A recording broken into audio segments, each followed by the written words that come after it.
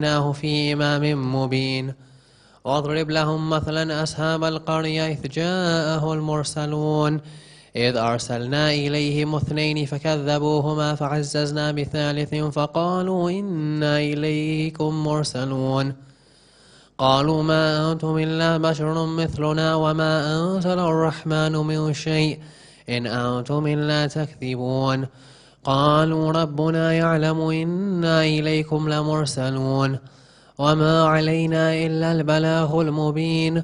قالوا إنا تطيرنا بكم لئن لم تنتهوا لنرجمنكم وليمسنكم منا عذاب أليم. قالوا طائركم معكم أن ذكرتم بل أنتم قوم مسرفون. وجاء من أقصى المدينة رجل يسعى قال يا قوم اتبعوا المرسلين اتبعوا من لا يسألكم أجرا وهم محتدون. وما لي لا أعبد الذي فطرني وإليه ترجعون. أتخذ من دونه آلهة إن يردني الرحمن بضر لا تغني عني شفاعتهم شيئا ولا ينقذون. إني إذا لفي ضلال مبين. إني آمنت بربكم فاسمعون. قيل ادخل الجنة قال يا ليت قومي يعلمون بما غفرني ربي وجعلني من المكرمين. وما أنزلنا على قومه من بعده من جند من السماء وما كنا منزلين إن كانت إلا صيحة واحدة فإذا هم خامدون. يا حسرة على العباد ما يأتيهم من رسول إلا كانوا به يستهزئون. ألم يروا كم أهلكنا قبلهم من القرون أنهم إليهم لا يرجعون. وإن كل لما جميع لدينا محضرون. وآية لهم لا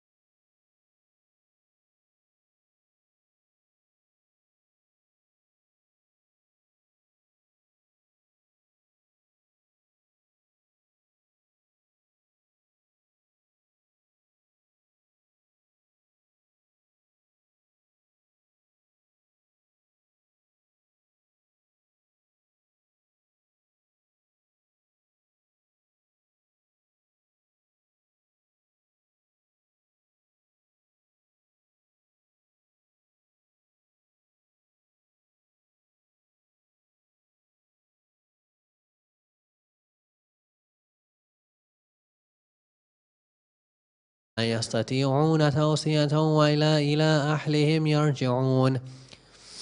ونفخ في الصور فإذا هم من الأجداث إلى ربهم ينصرون. قالوا يا ويلنا من بعثنا من مرقدنا هذا ما وعد الرحمن وصدق المرسلون. إن كانت إلا صيحة واحدة فإذا هم جميع لدينا محضرون. فاليوم لا تظلم نفس شيئا ولا تجزون إلا ما كنتم تعملون. إن أصحاب الجنة اليوم في شغل فاكهون هم وأزواجهم في ظلال على الأرائك متكئون لهم فيها فاكهة ولهم ما يدعون سلام قولا من رب رحيم وامتازوا اليوم أيها المجرمون ألم أعهد إليكم يا بني آدم أن لا تعبدوا الشيطان إنه لكم عدو مبين وأن اعبدوني هذا صراط مستقيم ولقد أضل منكم جبلا كثيرا أفلم تكونوا تعقلون هذه جهنم التي كنتم توعدون اصلوها اليوم بما كنتم تكفرون اليوم نختم على أفواههم وتكلمنا أيديهم وتشهد أرجلهم بما كانوا يكسبون ولو نشاء لطمسنا على أعينهم فاستبقوا الصراط فأنى يبصرون ولو نشاء لمسخناهم على مكانتهم فما استطاعوا مضيا ولا يرجعون ومن نعمره ننكسه في الخلق أفلا يعقلون وما علمناه الشعر وما ينبغي له إن هو إلا ذكر وقرآن مبين لينذر من كان حيا ويحق القول على الكافرين أولم يروا أنا خلقنا لهم مما عملت أيدينا نعاما فهم لها مالكون وظللناها لهم فمنها ركوبهم ومنها يأكلون ولهم فيها منافع ومشارب أفلا يشكرون واتخذوا من دون الله آلهة لعلهم ينصرون لا يستطيعون نصرهم وهم لهم جند محضرون فلا يحزنك قولهم إنا نعلم ما يسرون وما يعلنون أولم يرى الإنسان أنا خلقناه من نطفة فإذا هو خصيم مبين وضرب لنا مثلا ونسي خلقه قال من يحيي العظام وهي رميم قل يحييها الذي أنشأها أول مرة وهو بكل خلق عليم الذي جعل لكم من الشجر الأخضر نارا فإذا أنتم منه توقدون أوليس الذي خلق السماوات والأرض بقادر على أن يخلق مثلهم بلى وهو الخلاق العليم إنما أمره إذا أراد شيئا أن يقول له كن فيكون فسبحان الذي بيده ملكوت كل شيء وإليه ترجعون صدق الله العلي العظيم. سورة المباركة الفاتحة.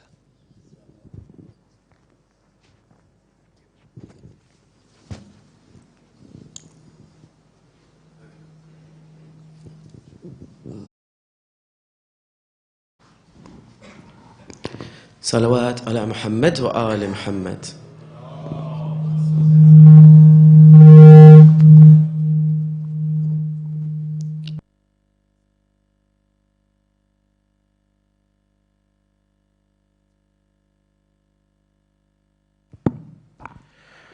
When you look back through history, you find when Sayyidah Fatima salamullahi alayha finds out about the masa'ib that's to befall Imam al-Hussain alayhi salam, from that day forward, she begins to ask a prayer. In every time that she prays her du'as, every time she prays her salah, she always asks this du'a, that, oh Allah, on that day of Ashura, that fated day when Hussain will unfall and befall so much tragedy upon him, oh Allah, please grant him a backbone for that day. Oh Allah, please grant him a supporter on that day. And you find that the result of that dua is this birth of this beautiful baby, Abul Fadl al-Abbas alayhi salam. You find that when Abul Fadl al-Abbas is just a baby, the very first thing that he sees is the face of Imam al-Hussain alayhi salam. And then you come to the day of Ashura, you find that Abul Fadl al-Abbas is the commander of this army. He comes to Imam al-Hussain alayhi salam and he asks for permission to go towards the battlefield. And Imam al-Hussain alayhi salam says, oh Abbas, you're my backbone, how can I let you go into the battlefield? And you find that Abul Fadl al-Abbas goes away and then he returns again and again, asks for permission. And Imam al-Hussain alayhi salam says, oh Abbas, how can I let you go to the battlefield? You are the commander of the army. At which point Abul Fadl al-Abbas responds and says, oh master, what army? The companions have gone, the family have gone, there is no one left. At that point, Sayyidah Sakina comes out of the tents and she says, Al-Atash, Al-Atash, Al-Atash yaqtulani. Oh, my uncle, the thirst, the thirst, the thirst is killing me. So Imam al-Hussain turns to Abul Fadl al-Abbas and says, Oh, Abbas, go to the battlefield, but don't take your sword with you. Take this water skin of Sakina and go and fill water for her.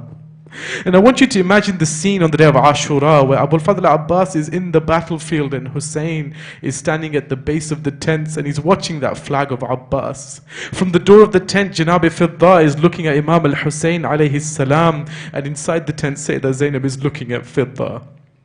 You find that Imam Hussain watches as the flag rocks to the right and then rocks to the left and then falls upon the floor. You find Imam al-Hussain alayhi salam also falls to the floor. At the door of the tent, Janab-e-Fidda falls to the floor, and inside the tent, Sayyidah Zainab falls onto the floor. Hussain calls out, Oh Zainab, my Abbas has fallen down. You find that Imam Hussain runs into the battlefield, but what a grievous sight that he comes across the hands of Abul Fadl al-Abbas before he gets to the body of Abul Fadl al-Abbas. It's said, according to history, according to some narrations, that Imam Hussain alayhi salam picks up the hands of Abul Fadl al-Abbas. He kisses them and then he lets out a cry and says, Oh Abbas, my back has been broken today. Imam Hussain arrives at the body of Abul Fadl al-Abbas and he takes his head into his laps. He begins to clean the dust and the blood from the hair of Abul Fadl al-Abbas. At that point, Abul Fadl al-Abbas looks to Imam Hussain and says, Oh master, I have one request for you. And Imam Hussain says, What? And Abul Fadl al-Abbas responds and says, Oh master, my mother told me that when I was born, the very first face I looked at was your face. And now in my final moments, I just want to look at your face one more time. But this is my situation, that I have an arrow embedded in one eye, and the other eye is filled with blood. If it is not too much difficulty, please, with the hem of your abba, can you clean the blood from my eye, so that I can look at you one final time? And so Imam Hussain alayhi salam takes the hem of his abba and he cleans the blood from the eye of Abul Fadl al-Abbas. And Abul Fadl al-Abbas, to his heart's content, does the ziyarah of Imam Hussain. And Imam Hussain alayhi salam says, Oh Abbas, today your request has been fulfilled. Now I also have a request for you. Abul Fadl Abbas says, Anything for you, master. Imam Hussain says, Oh Abbas, your entire life has passed before my eyes and you've never called me brother. You always used to call me master, Imam, the Imam of the time. Now in your final moments before you depart this world, I want you to call me brother just one time. बचपन में तेरा झूला हाथों से झुलाया था, हाथों को तेरे लेकर चलना भी सिखाया था. अब इन हाथों से मैं, अब इन हाथों से मैं किस तरह उठाऊंगा बिन बाजू ये लाश तेरी. फरियाद सुनो मेरी, एक बार मुझे भाई कह कर तो बुला गाजी. अकबर का कलेजा है नजरों में मेरे भैया, असगर का लहू होगा हाथों में मेरे भैया. मैं किस को पुकारूंगा, मैं किस को सदा दूंगा, बतला दो मेरे गाजी. फरियाद सुनो मेरी, एक बार मुझे भाई कह कर तो बुला गाजी. तीरों के मुसल्ले पर सर को मैं कटाऊंगा, क्या देख सकोगे तुम میں خون میں نہاؤں گا، زخمی میرے سینے سے ہر خون کے قطرے سے آوازیں آئیں گی، فریاد سنو میری، ایک بار مجھے بھائی کہہ کر تو بلا غازی، اور رخ کر کے نجف کا پھر غازی نے کہا بابا اب پاس نہیں بازو، میں کیا کروں یا زہرا، مولا ہے اکیلا،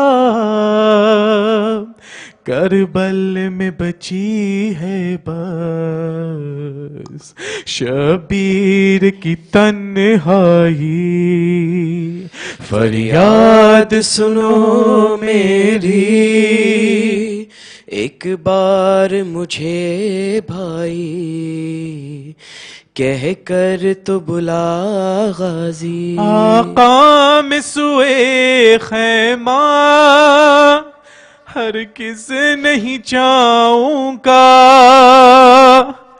میں کیسے سکینہ کو منہ اپنا دکھاؤں گا، اب روز قیامت تک دریا کے کنارے سے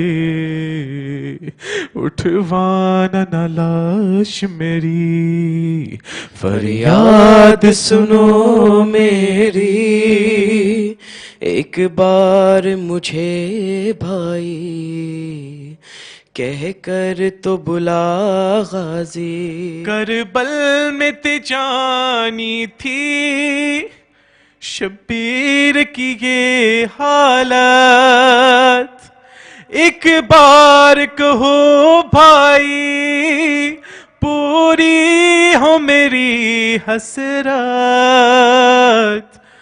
عباس کے ہونٹوں سے ایک بار صدا آئی، شبیر میرے بھائی، صلو علی محمد وآل محمد۔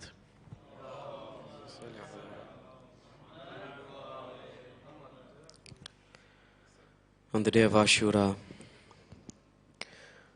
as the time of Asr approached, it is said that if you look at Ziyarat al-Nahiya, Imam al-Zamana, may Allah hasten his reappearance, illustrates the scene very clearly. It is said that the enemies fired arrows towards Hussain ibn Ali in such a way that it was as if the sky had turned into nighttime. The arrows embedded into the chest of Imam al-Hussain alayhi salam. Those who had spears in their hands ran towards Hussain and embedded spears into his chest. Those who had nothing to throw at Hussain got the sand and the dust from the floor of Karbala and threw it at Imam al-Hussain. It is said when Hussain fell from his horse, his body was suspended upon a bed of arrows. It was not even on the saddle of the horse, no, it was on the ground of Karbala. It is said at that moment, Shimr steps forward. And as he steps forward, those of you who have been to Karbala will know that the place where Imam al-Hussain alayhi salam fell onto the ground and the place where he's buried is a long distance away. Sometimes you might wonder why that is. It is said in the Maqtal that Shimr steps forward, and as Hussain is lying on the ground helplessly, Shimr drags him by the beard and he pulls him all across the ground of Karbala. As Hussain reaches his final resting place, out of his vision he can see the tents and he can see Zainab at the base of the tents. It is said that the enemies then start encircling Hussain ibn Ali, and they circle him in such a way, they are laughing at him as he's facing his final fate. It is said that as Hussain looks at the tents and he sees Sayyidah Zainab, there is strength that comes into his heart, and every time he tries to get up and puts power through his arms, someone else steps forward and kicks him to the ground. Someone else steps forward and kicks him to the ground. It is said that finally shimmer sits on the chest of Hussain ibn Ali. It is said at that moment, Allah subhanahu wa ta'ala sends the angels down from the heavens, and as the angels descend upon the earth, they return straight back. They say that we cannot bear to see this sight. It is said that the jinn come down and they turn around and they say the same thing. It is said that the prophets come down one by one and even they say the same thing. Ali ibn Abi Talib says the same thing. Hassan al-Mujtaba says the same thing. It is said that finally the head of Imam al-Hussain alayhi salam rests in the laps of his mother. Why, I ask you? How can this mother bear to see the sight of her son being beheaded? The reason is that the heart of a mother is one that is unique. A mother can take any sort of pain in her chest, any sort of pain to her heart, just to give her child one moment of comfort. Sayyidah Fatima says, Akbar ko apne kaandhe पे किस तरह सुलाया, अकबर को अपने कांधे पे किस तरह उठाया, छोटी लाहद में असगर को किस तरह सुलाया, तुम्हारी बेकसी पर कैसे न खून बहाऊं, आखिर हुसैन मां हूं, कैसे गले पे तेरे खंजर में चलता देखूं, आखिर हुसैन मां हूं। ज़ैनब की इम्तिहान के करबल से इब्तिदा है, बाजार शाम कूफा का अब भी मरहला है, हर सिमत साथ होगी वादा ये कर रही हूँ, आखिर हुसैन मां हूं, कैसे गले पे तेरे खंजर में चलता देखूं, आखिर हुसैन मां हूं। पामाले हो न जाए लाशा तुम्हारा रन में, मेरा जिगर है टुकड़े क़ुव्वत नहीं बदन में, तेरे बदन के टुकड़े कैसे मैं खुद उठाऊं, आखिर हुसैन मां हूं, कैसे गले पे तेरे खंजर में चलता देखूं, आखिर हुसैन मां हूं। कैसे संभल सकोगे घोड़े पे मेरे बेटा, तीरों से भर गया है बेटा तुम्हारा लाशा, हर एक तीर अपने हाथों से मैं निकालूं, आखिर हुसैन मां हूं, कैसे गले पे तेरे खंजर में चलता देखूं, आखिर हुसैन मां हूं। बढ़ता है एक जालिम ہاتھوں میں لے کے خنجر گھوڑے سے اب گرے ہو، ہے سجدے میں تیرا سر، سر تیرا کٹ نہ جائے، آؤ تمہیں چھپا لوں، آخر حسین ماں ہوں۔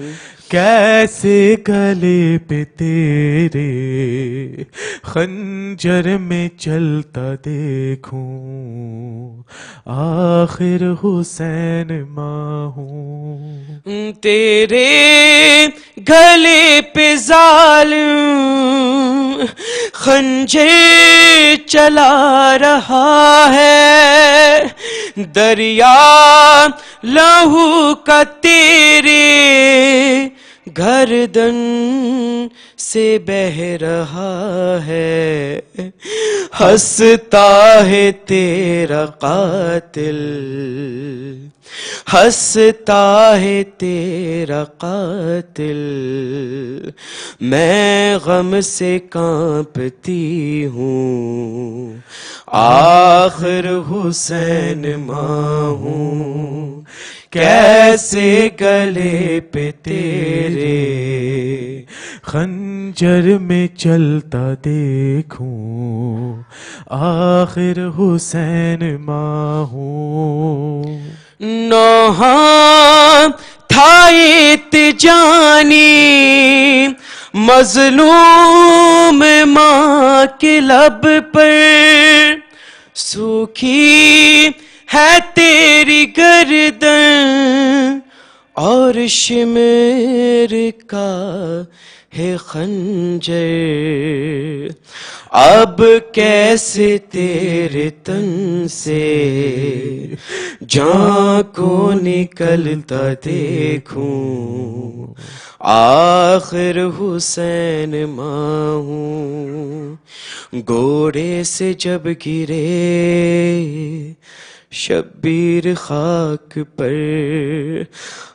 تیر سے بھرا تن تھا لہو میں تر، بولا تھا شمر یہ بالوں کو کھینچ کر، پیاسا تمہیں ذبح کر دوں گا ریت پر۔ آ جاؤ میرے لال چلائی فاطمہ، اے شمر روک لو خنجر جو ہے تیرا، زہرا سے وہ مگر منہ اپنا پھیر کر، مظلوم حلق پہ اس کی پڑی نظر، ہائے ہائے لہو کی پیاس وہ شمر کا بڑھا، پیاسا گلا حسین کا خنجر سے کٹ گیا۔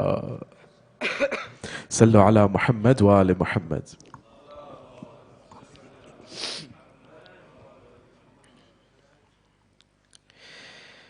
It is said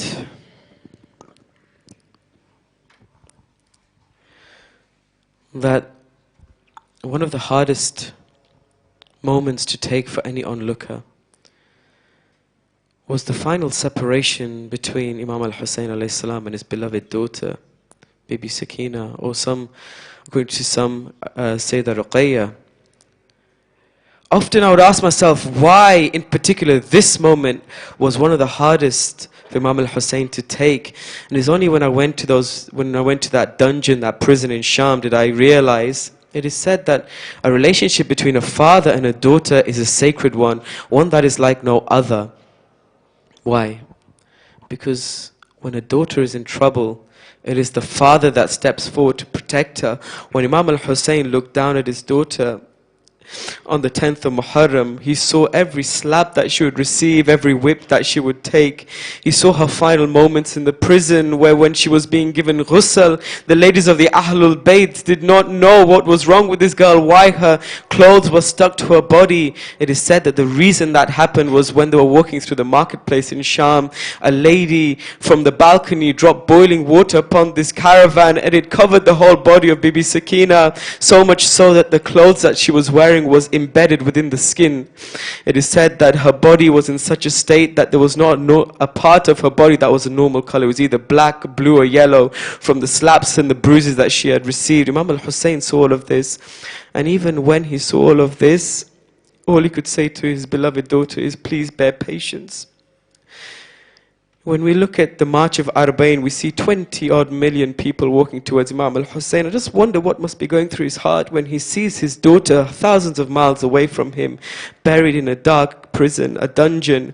Before the state, the consolation was at least the Zawad would be giving her condolences. Today, she doesn't even have that. And you can still hear those final moments where she says to her father, no matter what trials I face, the memory won't be erased. Oh Father, the final embrace, I will not forget that day, or the moment that we parted ways. Oh Father, the final embrace in the desert where you would die. We cried in each other's arms, forever we would be apart. My fate would be the prison of Sham. We both will be battered and bruised and buried without a shroud. The only difference is I will have no loved ones around. A dark and secluded jail is my ultimate resting place. Oh Father, the final embrace. I crawled on my hands and knees and clung to your horse's hooves. I cried and I pleaded with him to stay still and not to move. Please don't take my father away. I can't sleep without his chest. He has been left all alone. Please don't take him to his death. He is broken and wounded, thirsty for many days. Oh Father, the final embrace. You got off your horse and smiled. Imagine. You got off your horse and smiled, then opened your arms to me. I ran into your embrace and held you so lovingly. I said, if you have to go, I have got one last request for only a little while. Please let me sleep on your chest. You laid on the burning sands without uttering a phrase. Oh Father, the final embrace. You find in her final moments, she says, the dark nights of the prison, a place I will not forget. In my final moments there, I missed you so much and wept to silence my endless cries. Your killers returned your head. I held your head to my chest. I then shut my eyes and slept, my heart finally at peace. never awoke again. Oh Father, the final embrace. Oh Father, the final embrace. صلوا على محمد وآل محمد.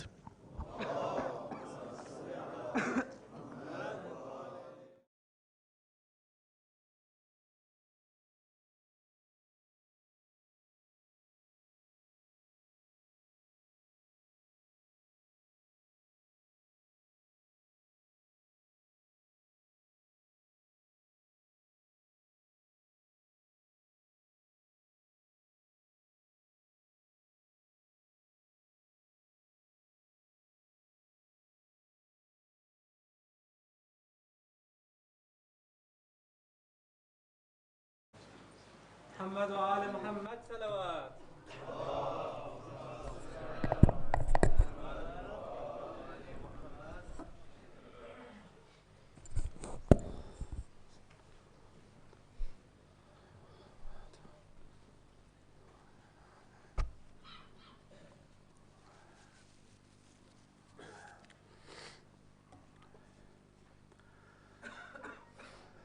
أعوذ بالله من الشيطان الرجيم. بسم الله الرحمن الرحيم. صلى الله عليك يا سيدي ويا مولاي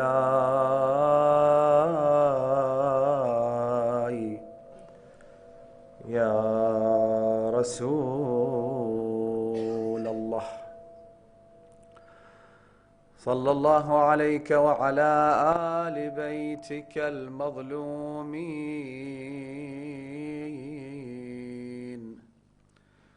الغر الميامين. صلى الله عليك يا مولاي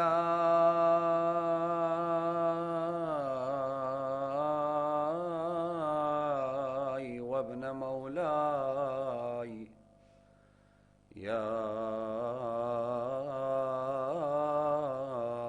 أبا عبد الله. يا رحمة الله الواسعة ويا باب نجاة الأمة،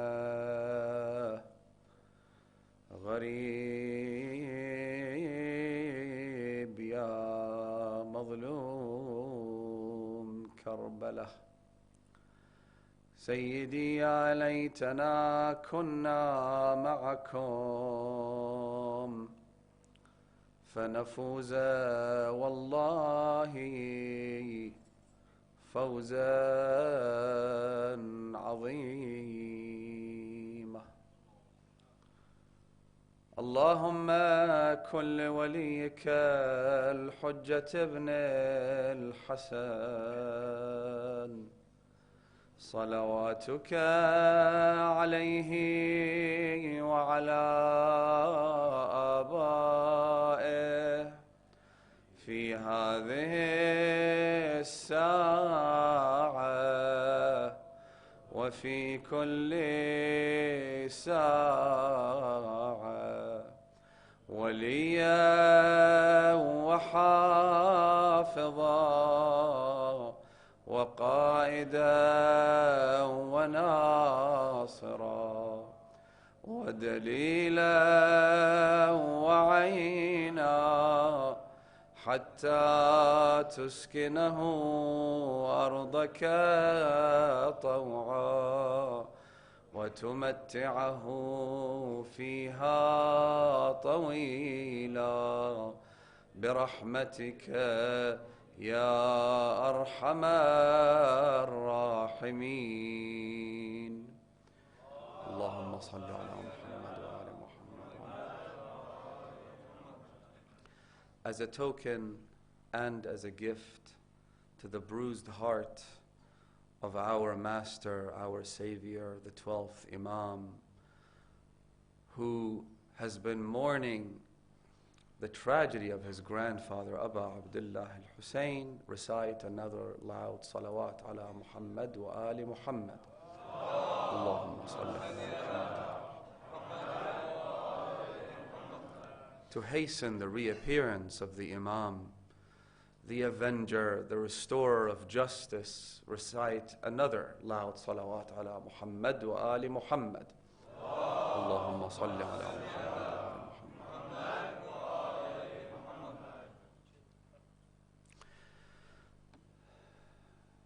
A very special period is about to come to an end.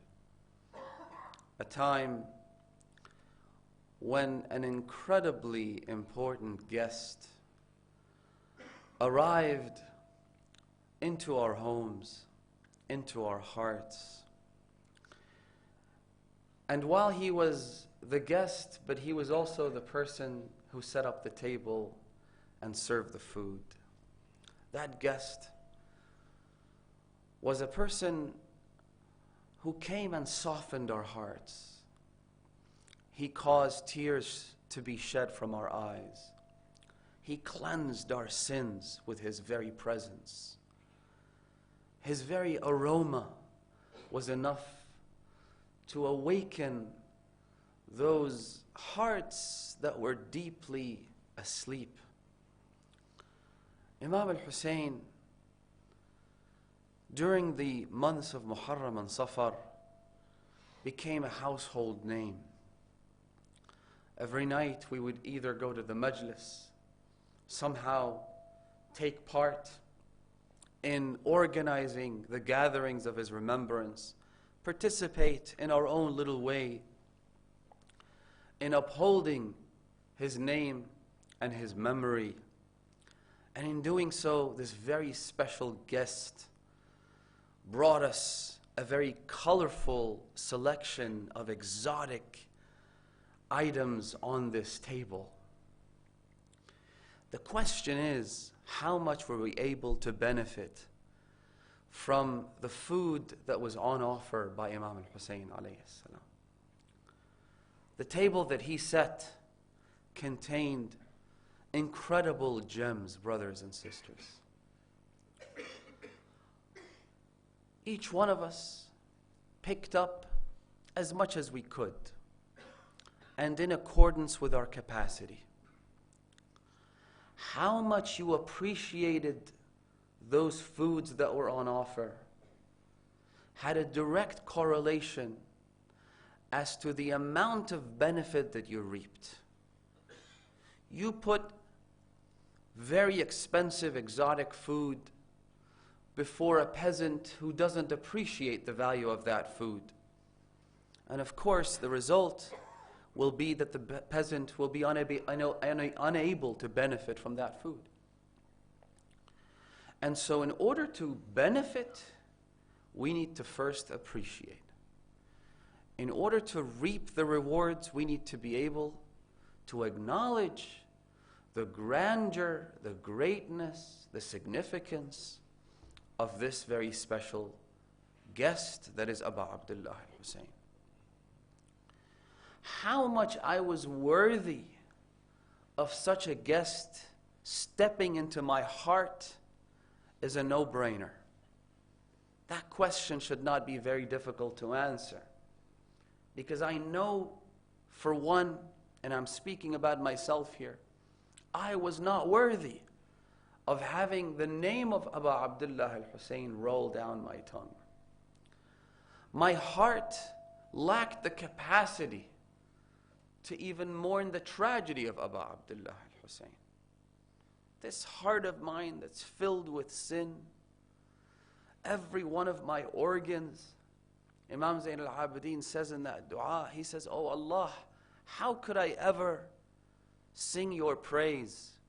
How could I ever worship you with any of my organs, with any of my body parts? وَبِكُلِّهَا عَصَيْتُكَ. For I have transgressed and sinned using every single one of those limbs. Did I even have the worthiness, the capacity to welcome Abu Abdullah al-Hussain into my heart?" As far as I'm concerned, the answer is a resounding no. But then again, Imam al-Hussain is a very generous guest. Abu Abdullah al-Hussain doesn't look at whether I have the capacity or whether I am worthy of his presence. Rather, the Imam comes in order to rescue one who is on the brink of self-annihilation and destruction. It's like a firefighter. When a firefighter sees a house that's burning down, they don't ask about who's in the house. They don't ask whether those in the house are good people or bad people, whether they deserve to be saved or not. Because as far as they're concerned, everybody deserves a chance. Everybody deserves to be saved. That's how the ark of salvation, that is Abu Abdullah al-Hussain, looks at us. He doesn't look at me and ask whether or not this person deserves to be saved, because they see each one of us as one with the potential to be greater than the angels. And so, of course, we deserve to be saved. Let me give you an example. We have a hadith that states every single one of God's apostles and prophets at some point in their lives worked as shepherds. Our own holy messenger, the Prophet of mercy, Muhammad sallallahu alayhi wa alihi wa sallam. Allahumma salli.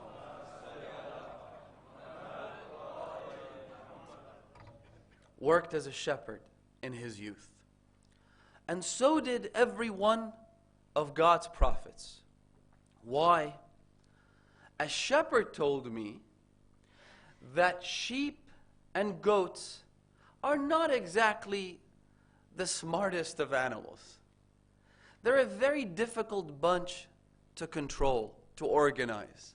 They're always running around. That's why you need dogs, and you need fences, and you need a very sharp shepherd to look after them, to ensure that these sheep, these goats don't wander around into dangerous territory.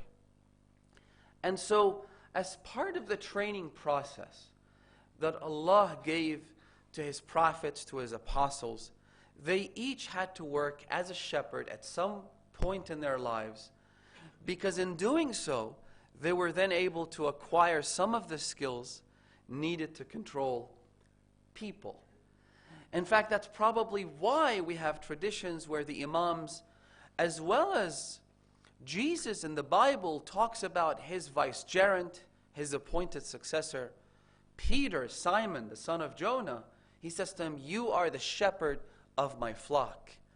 Because human beings are essentially the same as a cattle of sheep, as a bunch of people who are very easily swayed into the wrong direction. The shaitan is there, desires, temptations. And so if you're able to master that, you're very likely to be able to master this art as well. Now the hadith says that Prophet Musa was among those who worked as a shepherd. In fact, he did so for 10 years. It was part of his contractual duty towards Prophet Shu'aib alayhi salam. Remember, the dowry was that he would serve Shu'aib for 10 years, and those 10 years he mostly looked after the sheep and the goats. So the Imam says that at some point, while Musa was looking after this herd of goats, one of the goats wanders into the mountains. So Musa runs around to try and capture that goat. But he struggles. It's a mountainous terrain. It's a very difficult environment. The goat is fast, is able to jump from rock to rock. Musa isn't able to do that. But eventually Musa is able to take the goat back into his custody. Now, having struggled so much in capturing the goat once again, you would imagine that Musa would be angry at this point. But the hadith says, again, it's the training process. It's the fact that he's been doing this for so long.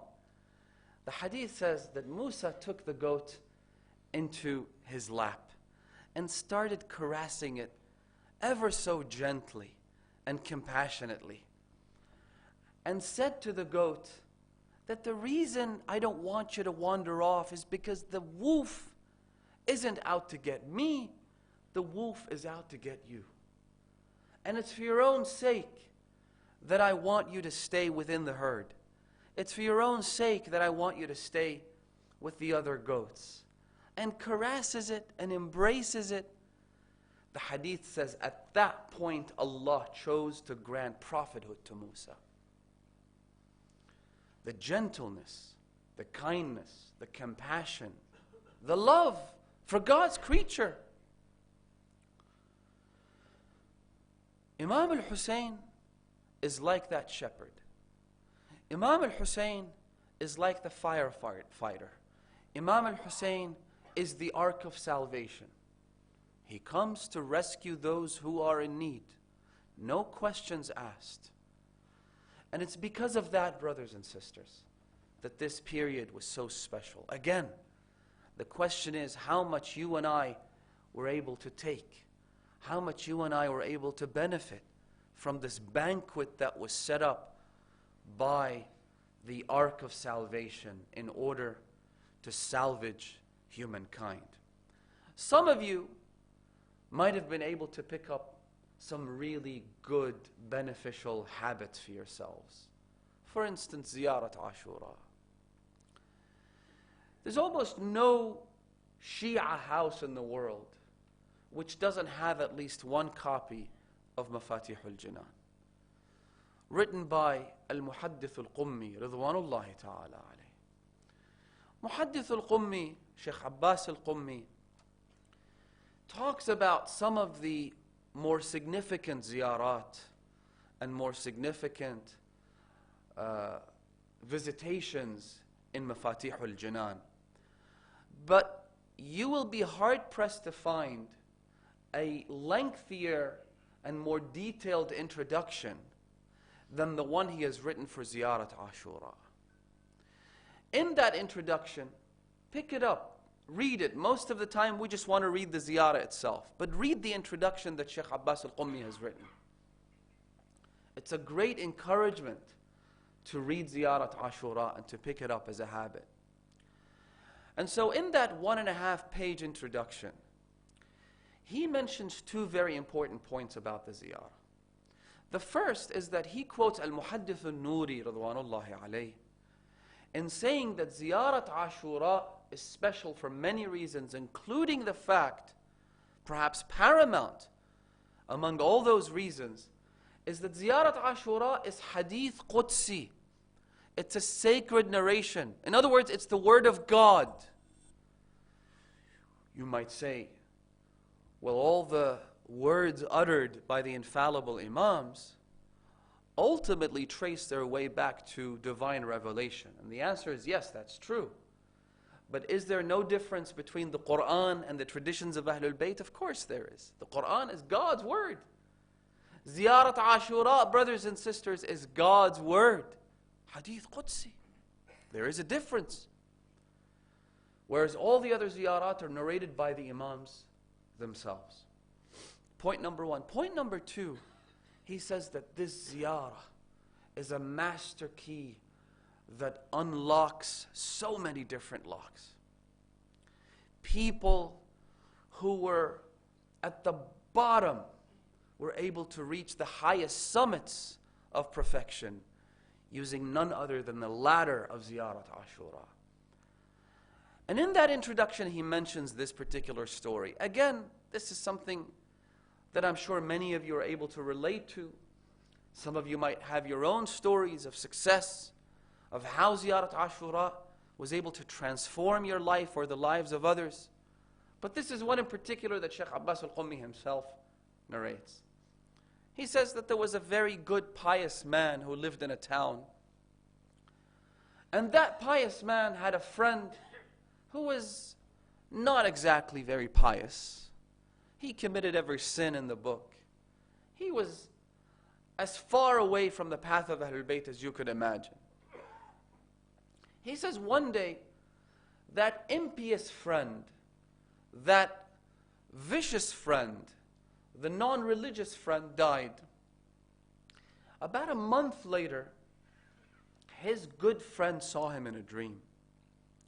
But he noticed that he was doing very well, that he was seated in a garden of paradise. He was surrounded by angels, serving him, looking after him. And so he says, I told him, my friend, this is not how I remember you. If I know you well, and I do, then this is not where you should be. So what's happened with you? What's changed? He said, well, now that you've asked, when I was buried in that particular cemetery, I was, of course, subjected to torture and to punishment for all the crimes, for all the sins that I had committed. Until a few days later, they buried the wife of a mason whose name he also mentioned. He said, because when they bring a dead person into the cemetery, we have a hadith, in fact, that say when a newly deceased person is brought into the hereafter, into the afterlife, people will come and surround that person. They will ask them about the dunya, about the world that they just left. They would want news. They want to know what's happened to their families. So he says that we asked about this woman, and they said that she's married to that mason, a person who works with iron and metal and whatnot. Very simpleton kind of individual. But they came and they buried her in the cemetery. And on that first night, Imam al-Hussain came to pay this woman his respects, to pay her a visit. Then Imam al-Hussain came back and visited her one more time. Then the Imam came for the third time, and on the third time, on the third occasion, when the Imam was about to leave the cemetery, he said, remove all the chastisement from this entire cemetery. Irrespective of who's buried here, no one is to be punished in honor of Abu Abdullah al-Husayn's presence in the cemetery. Now, this person had no idea why the Imam had visited this woman and why these events had transpired. But this good friend who saw this dream woke up, went around asking for this mason. He was told that he has gone to Karbala. And of course, back in the day, visiting Karbala wasn't as easy as it is today. Now you make a decision and 24 hours later you're in Karbala. Back in those days it was difficult. It was like the pilgrimage to Hajj. People would write their final will and testament. They would bid their families farewell, then leave. It would take months. So he waited for a while until this mason came back from ziyarah. He went to visit him, consoled him for his wife's death. He said, let me ask you, what did your wife do to deserve such a status where Imam al-Hussain himself would honor her with his presence after she's buried? He said, my wife was known for one unique quality, and that is that every single day, without fail, for the entire duration of our married life, she recited Ziyarat Ashura for Abu Abdullah. That might be something that you're able to pick up from the banquet of Abu Abdullah al-Hussain for yourself. Now let me mention a hadith here, which I'd like to make the focus of this talk, inshaAllah. قال رسول الله صلى الله عليه وآله وسلم اللهم صل على The Holy Messenger of God said, بالحسين تسعدون وبه تشبثون ألا إن الحسين باب من أبواب الجنة. It is through Hussein that you shall find righteousness, you shall find happiness. وَبِهِ تَشَبَّثُونَ, and to him you should cling on. It is his robe that you should hold on to. Then the Prophet explains why. He says, Allah, verily, Hussein is one of the gates of paradise. Ya Rasulullah, what do you mean Hussein is one of the gates of paradise? Hell has 7 gates. Paradise also has 7. But another was added to the 7, making them 8. The 8th gate of paradise is called Babul Hussain, alayhi salam, the gate of Abu Abdullah al-Hussain. Al-Allama Tustari says in his book Al-Khasa'is al-Husayniyya, he says that those who enter paradise through the gate of Hussain outnumber all of those who enter paradise through the other 7 gates. What does that exactly mean? Imam al-Hussain being one of the gates of paradise. Let me try and explain this a little bit, if I may, in the short few minutes that we have here at your service, inshallah. Brothers and sisters, let me introduce with a little introduction. There are 2 ways, 2 main ways you can get people to turn towards anything. You can convince people to do pretty much anything. The first is by laying down the logical arguments for and against any particular act. It's to sit down and say, look, you have to wear warmer clothes today, and take your umbrella, and take your scarf and shawl, and wear boots instead of shoes. Why? Because the weather report says that today will be a cold day. Now this is a very logical approach, and it works. It works for a lot of people, and it works in most circumstances.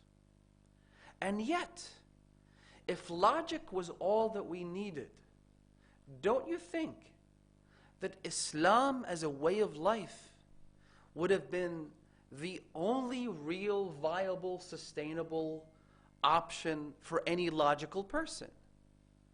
If people relied on their logic, then questions of morality would not be very difficult to explain.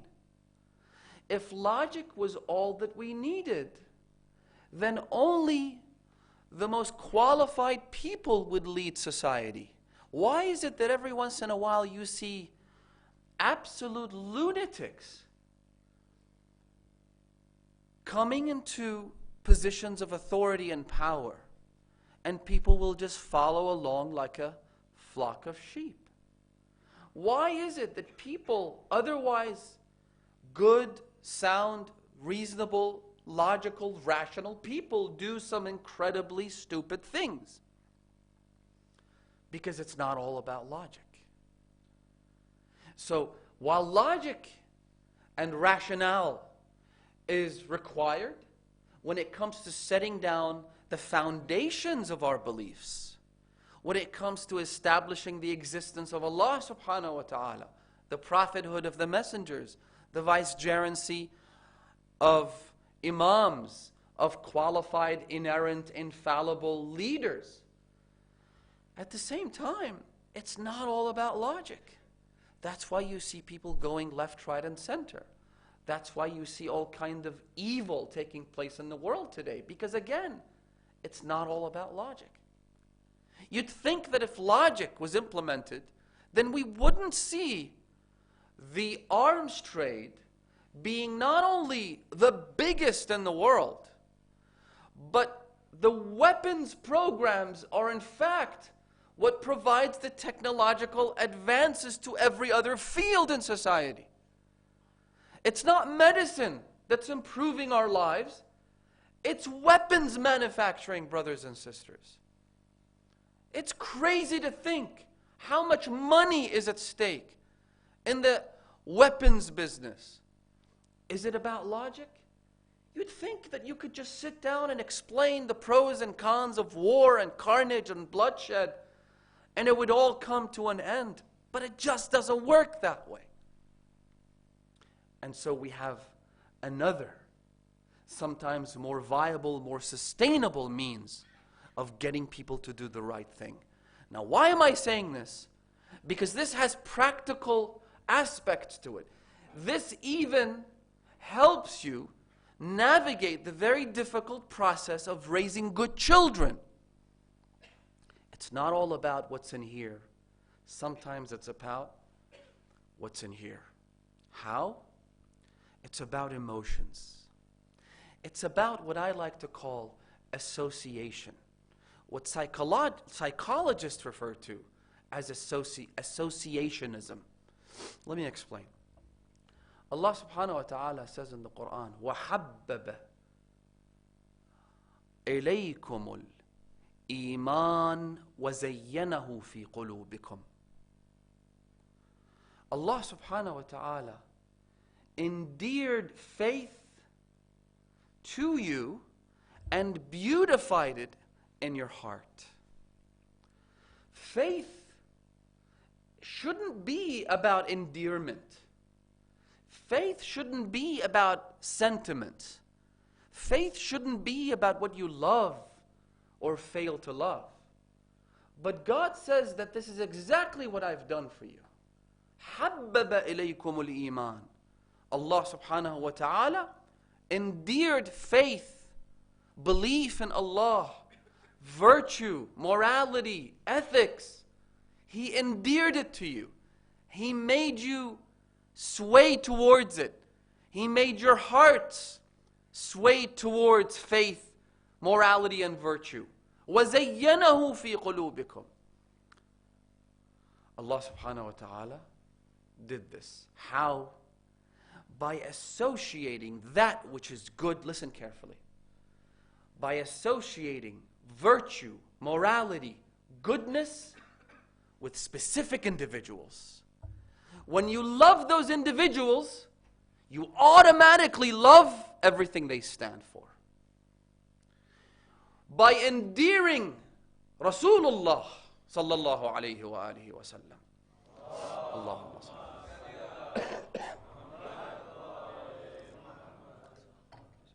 The commander of the faithful, the mistress of the women of the world, Fatimatu Zahra, Imam al-Hassan, Imam al-Hussain, the 12 Imams. By endearing them to us, we automatically become drawn to the ethical standards, to the moral codes, and to all the good virtues that they exhibited without going through the rational route. Because again, the rational route can sometimes be confusing. The rational route, especially when it manifests itself in the form of the two columns of pros and cons, it can get confusing. If you avoided the consumption of alcohol because of the cons of drinking alcohol, because of the harmful side effects of drinking alcoholic beverages, this may help you go to a certain extent. But then all of a sudden you hear a report by this scientific institute or by that research establishment which says, you know what? We made a mistake. Actually, there are benefits to be reaped from the consumption of alcoholic beverages. That confuses you. That starts to tell you, hang on a second, isn't Islam a perfectly rational religion? Isn't Islam a religion that conforms perfectly to the laws of logic? And I've talked about this quite extensively. This past Muharram I talked about it in a lecture entitled, Is Islam a Rationalistic Religion or Not? But the simple answer is yes or no. Yes, when it comes to the foundations of the religion, and most of the time, no, when it comes to the branches of religion.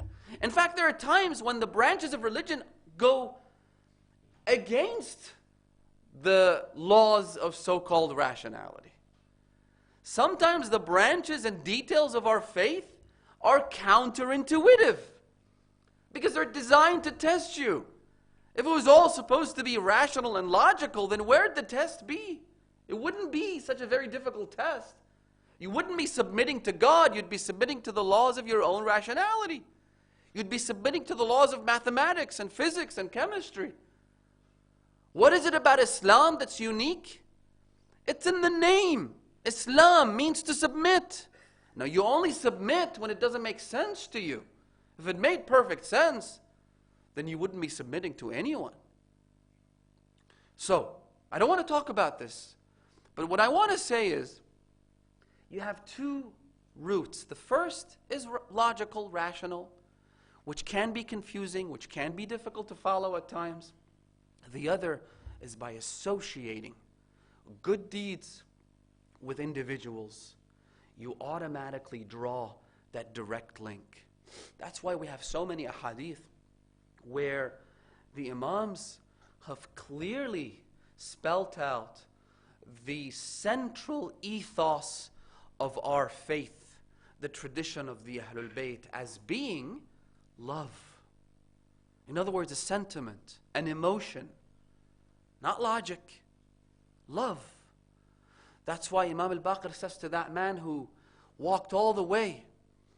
This hadith is narrated in the blessed book of Al-Kafi. It's narrated in Tafsir al-Ayyashi. It's narrated in many of our primary sources of hadith. A person sets out from Khurasan, walks all the way to Mecca. And from the hadith you get the gist that he arrived when Imam al-Baqir was sitting in his tent in Arafat. So he arrives, enters the tent of Imam al-Baqir. His legs were swollen and bleeding. So the Imam says to him, what's wrong with you? He said, Ya Ibn Rasulullah, I walked all the way from Khurasan to Mecca, to Arafat. But why would you do that? You could just ride a camel, a mule, a donkey, or something. The Imam said to him, the man said to the Imam, because I'm a sinful person. Right? Sometimes people ask you, is there a basis for Ziyarat Arba'in? Is there a basis for the walk? Of course there's a basis. There's a reason why we see this miracle unfold before our two eyes. You and I, brothers and sisters, I know I'm going on a bit of a tangent here, but you and I fail to appreciate the greatness of Ziyarat Arba'in, because you and I are like someone who's at the eye of a storm. When you're at the eye of a storm, you don't realize what's happening. You look around and you see things flying around. You see a great deal of movement, but you don't understand, you don't appreciate the magnitude of that event which has enveloped you. We are at the eye of the storm when it comes to Ziyarat Arba'in. We don't understand it. We don't appreciate this miracle. But do you know who understands it? It's the tyrants that understand Arba'in. It's the despots. That's why they've spared no attempt at trying to block it, to stop it. Saddam understood it. Al-Saud understand it. That's why anyone who goes to Ziyarat Arba'in without getting a special government permit from the Saudi government, the law right now is that their passports are revoked for life. They're unable to, travel ban, lifelong travel ban, number one. Number two, $20,000 in fines. And number three, 3 years in jail. 3 years. They understand the significance of Ziyarat Arba'in. They appreciate the revolution that this pilgrimage is setting off. They understand the transformation that each Za'ir of Hussain is going through when they visit Imam al-Hussain alayhi salam. Now, going back to our main subject, what you need every once in a while is to associate. Let me finish that hadith, excuse me. So when the man said to the Imam that I came all the way from Khurasan, walking on my 2 feet, causing all this pain and difficulty for myself, it's because I'm a sinful person. And I wish to be cleansed of my sins. And what brought me to you while the trek was arduous and difficult and painful, what kept me going, he said, was hubbukum ahl al-bayt. It was the fact that I reminded myself of how much I love you, ya Ibn Rasulullah. And that's what gave me energy. That's what gave me a boost. How does the Imam respond to him? He said to him, أَلَيْسَ الدِّينُ إِلَّا الْحُبِّ. Is religion anything but love? Religion is about love. Another person says to Imam al-Sadiq, our 6th Imam, he says to him, Ya Ibn Rasulullah, I'm a simple man. I don't have a lot to offer. I'm not the kind of person who has given a lot in charity, who has performed Hajj 10 times, who has gone to ziyarah, who has done this and that. But there is one thing I try to do, and that is that I choose my children's names in accordance with your names.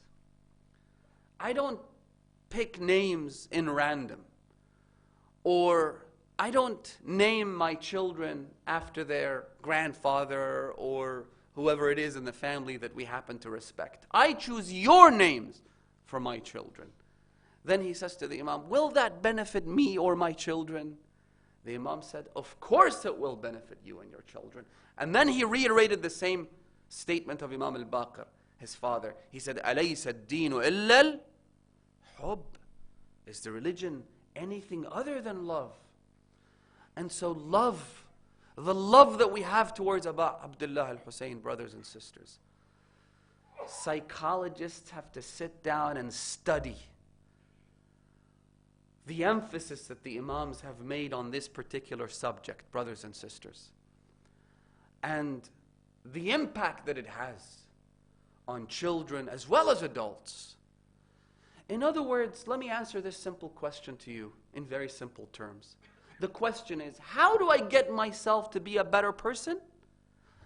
The answer, associate every good deed with Imam al-Hussain. We love Imam al-Hussain. I'm a bad person, I know that for a fact. But I also know another fact, and that is that my love for Imam al-Hussain, it isn't fake. It's true. Every other act that originates from me might be a counterfeit, might be a fake, might have all kinds of cracks in it. But when it comes to loving Abdullah al-Hussain, that's got to be genuine love there, right? Obviously, degrees and levels differ from person to person, and that's where the competition lies. But we all love him. And if that is true, and it is, Alhamdulillah alladhi hadana lihada wa ma kunna linahtadi lawla an hadana Allah.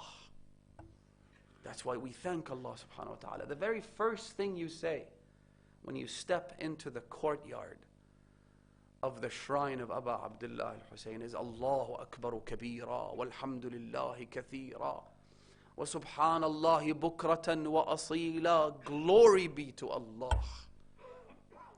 How God transformed utter defeat into absolute triumph.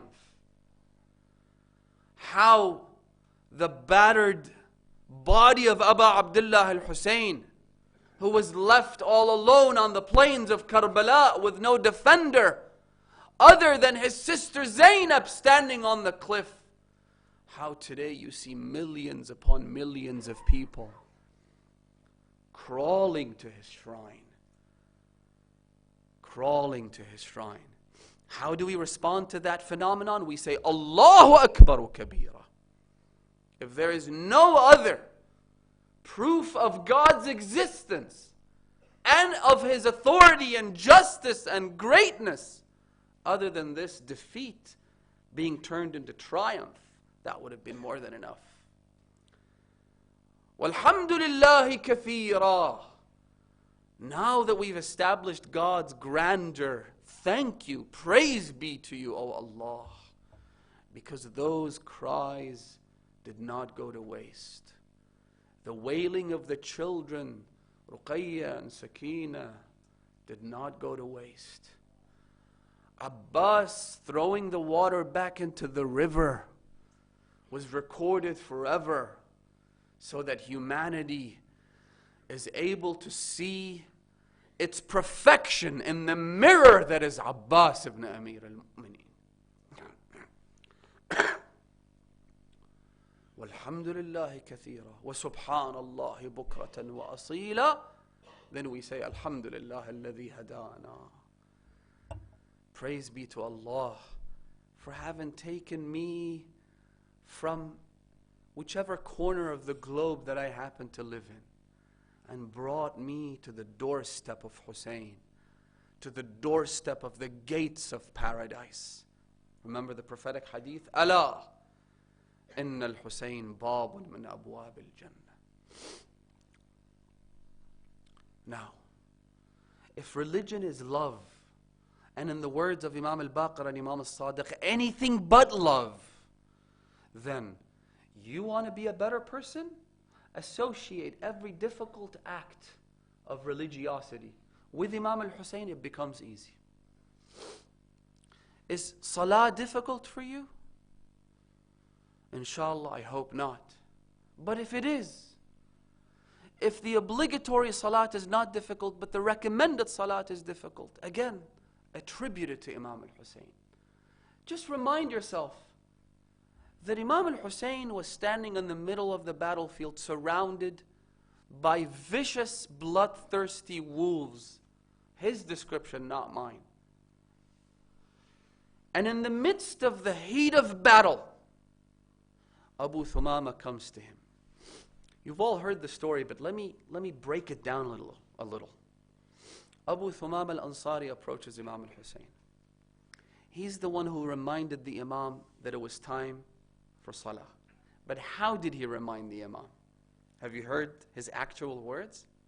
He said, and I quote, he said, Yabna Rasulillah, Ruhi Fidak. O son of the messenger of God, may my life be ransomed and sacrificed for you. Number one. Number two, he said, there is nothing in this entire world that I desire more than to shed my blood for your sake. Lest anybody say that Abu Thumama is looking for an excuse to stop fighting. He says, Yabna Rasulullah, right now, the most desirable thing for me is to die for you. However, it is now time for Dhuhr prayer. And I would love to have the opportunity once again to pray behind you. And usalliha ma'ak. So the Imam looks up. He says to him, Na'am innaha waqtuha. This is the time for prayer. Ask them to spare us a few moments. They claim to be Muslims. May God's eternal damnations be upon those monsters. Ask them to spare us for a few moments while we offer prayers. They refused to do so. Imam al-Hussain prayed a special kind of salah. Salatul Khawf, Salatul Harb. It's a prayer where you break the prayer in half out of fear of the enemy. Instead of 4 raka'at, Abu Abdullah al-Hussain was forced to pray only 2. Abu Abdullah al-Hussain was prevented from praying Salatul Asr on the day of Ashura. So the Imam stands in prayer. Abu Thumama is one of the people who stands guard. Muhammad ibn Abdullah al-Hanafi is the other who stands guard. He's unable to pray because he's tasked with the incredibly important role of protecting the life of the Imam as he performs the prayer. And so he stands there. Listen to what Arbab al-Maqatil say, brothers and sisters. Once again, don't be content with what you hear on the minbar, because what you hear on the minbar is usually a very concise version of the true events that transpired on the day of Ashura. Read Nafasul Mahmum, by far one of the best maqatil, by Al-Muhaddith Al-Qummi Ridwanullah Ta'ala alayh. Translated into English as well. Muhammad ibn Abdullah al-Hanafi stands guard to protect the Imam. How does he do that? فَكَانَ يَتَّقِ السِّهَامِ بِوَجْهِهِ وَصَدْرِهِ وَنَحْرِهِ. He blocked the arrows with his face. Why would you need to block the arrows with your face? Because the arrows are coming down like rain. And an arrow approaches very rapidly towards its target. You don't have time to calculate the trajectory of the arrow unless you're looking at each arrow with your eyes. And if you are focused on the arrow with your eyes, then you don't have time to move from the trajectory of the arrow because you're trying to block it. And so your face becomes the shield. And yet he held on long enough. How he did that is beyond me. This is the power of the Spirit that Allah subhanahu wa ta'ala had instilled in them. This is the power of the love for Abu Abdullah al-Hussain. Suddenly you become so powerful as to withstand 11 arrows in your face and in your neck and in your chest. He held off just long enough for the Imam to finish his 2 raka'at. As soon as the Imam finished his tashahhud, he fell to the ground. The Imam approached him. He looked up. أَوَفَيْتُ يَا ابْنَ رَسُولِ اللَّهِ. Was I loyal, O son of the Messenger of God? Did I do enough to make you proud of me? So the Imam says to him, نَعَمْ أَنْتَ أَمَامِي فِي الْجَنَّةِ. Yes, you will enter paradise even before I do. Next time when your prayer becomes a source of struggle and difficulty, just remember Abu Abdullah al-Hussain and his prayer. Instead of a normal muhr, a normal turba, use that of Karbala. Traditions tell us that this turba of Karbala, the turba of Hussain, works like a beam of light. When you place your head on it, it penetrates through all the veils between the earth and the 7th heaven. تَخْرُقُ الْحُجُبِ. Prayers are answered with your forehead on that muhr, because that muhr reminds you of Abu Abdullah al-Hussain. When you recite the tasbihat of Fatimah al-Zahra, traditions tell us that the most rewarding way of reciting the tasbihat is to use your fingers. Those fingers will illuminate on the day of Qiyamah. But there is one way that is even more rewarding, and that is if you use a masbaha that is made from the soil of Karbala. Again, because you have connected, you have associated this good deed with Imam al-Hussain, it's amplified. Is it fasting that you struggle with? The long, hot days? Instead of looking for loopholes in jurisprudence, remind yourself of the thirst and hunger of Imam al-Hussain. Imam al-Sadiq says that when you walk to Karbala, sometimes it's sad. We see people going there, wearing their best clothes, snapping selfies, doing things that are inappropriate.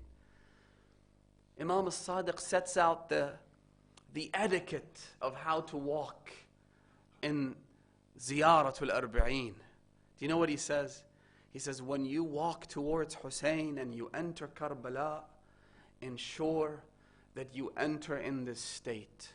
Ash'ath, aghbar, atshan jaw'an. Make sure that your clothes are dusty, your hair is disheveled, and that you're both hungry and thirsty. Then the Imam says, لأن الحسين عليه السلام قتل وقد كان أشعث أغبر عطشان جوعان. Because the moment when Hussain was martyred, he was also dusty, his hair was disheveled, and he was thirsty as well as hungry. The Imam says that my father Hussain was not just thirsty, he was also hungry. We just don't talk about his hunger.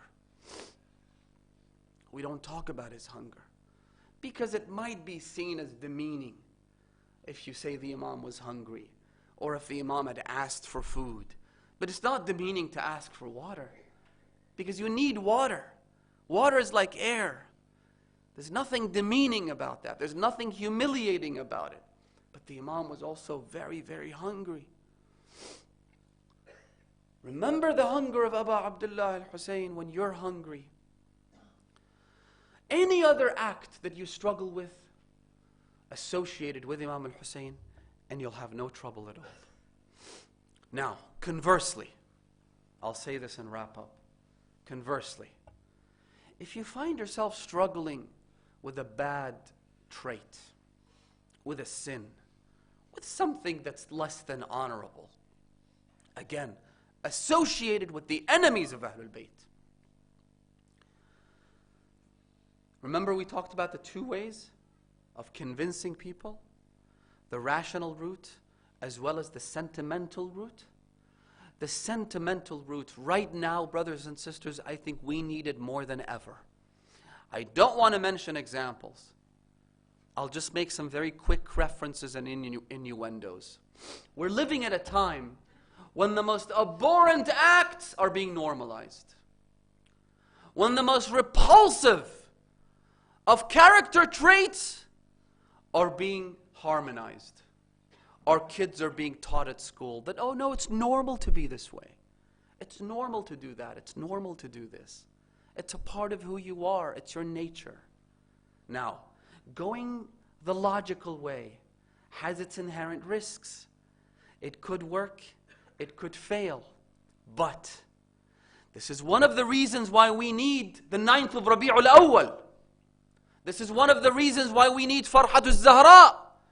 Is because you associate those evil acts with the most evil of God's creatures. You tell your children, lying is what the people of Kufa did. Do you want to be like the people of Kufa who betrayed Abu Abdullah al-Hussain? You tell yourself that betrayal is evil. Do you want to be like the people of Kufa? Imam al-Hussain stopped at many stations en route to Karbala. You all know that. There was one particular station that you might not have heard of called Zabala. The Imam stood there, addressed his companions and whoever was left with him. But unlike every other station, the Imam didn't improvise a sermon. The Imam didn't just give a sermon. Instead, he took out a note from his pocket and he read off the note. Why that is a mystery. But he read off the note, and one of the things that he said was, أَلَا إِنَّ شِيعَتَنَا قَدْ خَذَلُونَ. Our followers have betrayed us. The people who call themselves Shia have abandoned me. The so-called Shia of Kufa, the so-called Shia of Basra. By the way, Shia in that day and age was a more generic term. It encompassed more than the 12er Shias that we know today. Most people claim to love the Ahlul Bayt, apart from the people of Sham who were Nasibis and who were sworn vindictive enemies of the Ahlul Bayt. But the point here stands. It's a point worth taking. That the Imam is complaining about those who claim to love him having betrayed him. Do you want to betray your Imam? You see someone, again, when your kid is taught at school that this is normal, this is okay, you tell them, no, this is not normal. This is what the enemies of Ahlul Bayt practiced. And that what this will do is that will instill that hatred towards that act, even without going down the logical route. This is pivotal, brothers and sisters. Right? I'll give you one more example and end with the masa'ib, inshallah. We talked about alcohol. We have discussed at length in lectures and sermons the harmful effects of beer, right? Malt beer. And whether you have kinds which may be considered halal or not, alcoholic versus non-alcoholic, and all the rest of the discussion. Do you know what the Imam says? The Imam says, if you ever see beer, not wine, not liquor, but beer, right? With an alcohol concentration of what, 1.5%? I don't know the exact figure, but it's much smaller than, say, whiskey. The Imam says, if you ever see beer or a chessboard, then look away. Remember Yazid ibn Muawiyah. Send God's damnations upon his soul, and Allah will give you the reward of the companions of Imam al-Hussain. How? Why? Once again, Associationism. You associate. Beer, Yazid. Chess, Yazid. Gambling, Yazid. Why? I'm not reading Masa'ib here. This is the Imam's trying to explain something very important to us. The Imam says, the reason for that is because while Yazid had the sacred severed head of Abu Abdullah al-Hussain in front of him, of course he had jokers and clowns dancing around, doing all kinds of nasty things. But Yazid himself was engaged in two acts. Number one, he was drinking beer. Number two, he was playing chess. Whenever you see any of those two, curse Yazid. Associate the evil act with him. And Allah will reward you for that. You make associations. You find it difficult to reconnect with the Imam of your time? Again, reach out to Abu Abdullah al-Hussain. Imam al-Hussain has this incredible power, by the way, of rekindling that relationship which we ought to have with the Imam of our time.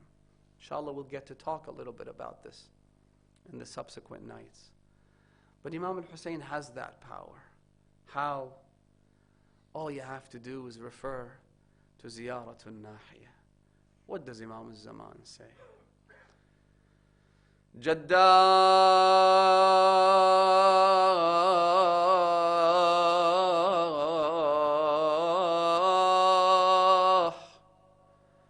ولئن أخرتني الدهور.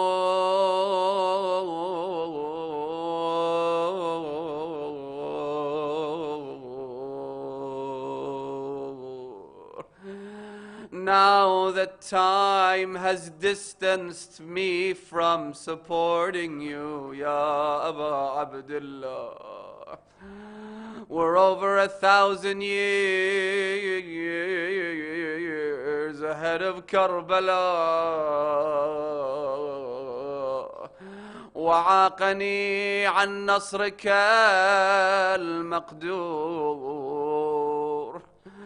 Oh grandfather, now that destiny has prevented me from helping you, there is one thing that I can do for you. What is that? Ya Imam al-Zaman, Ya Hujjat ibn al-Hasan.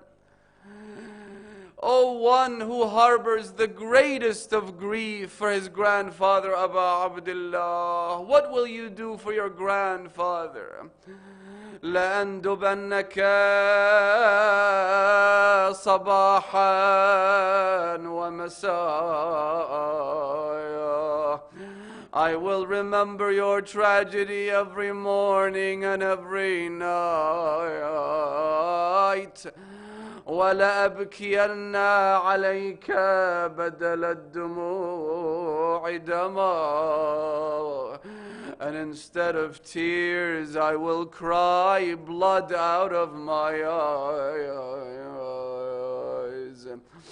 One of the ulama says that I always wondered, what is the tragedy for which Imam al-Zaman sheds tears until there are no more tears in his eyes, that his eyes are then bruised and fresh blood comes out of them?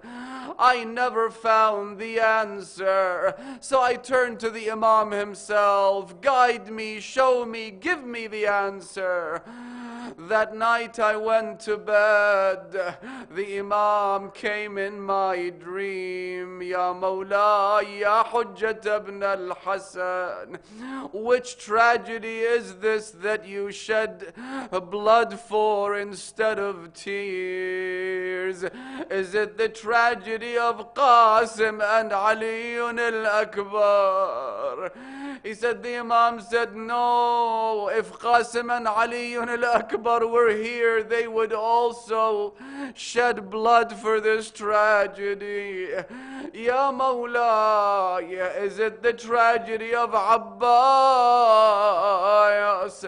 and his two severed arms? Is it the arrow planted in his eye? Is it the fact that he fell from the horse without hands to shield his fall? He said, no, if Abbas was here, he would do exactly as I do. Then it must be the tragedy of your grandfather, Abu Abdullah. Is it the tragedy of the Imam being deprived of water?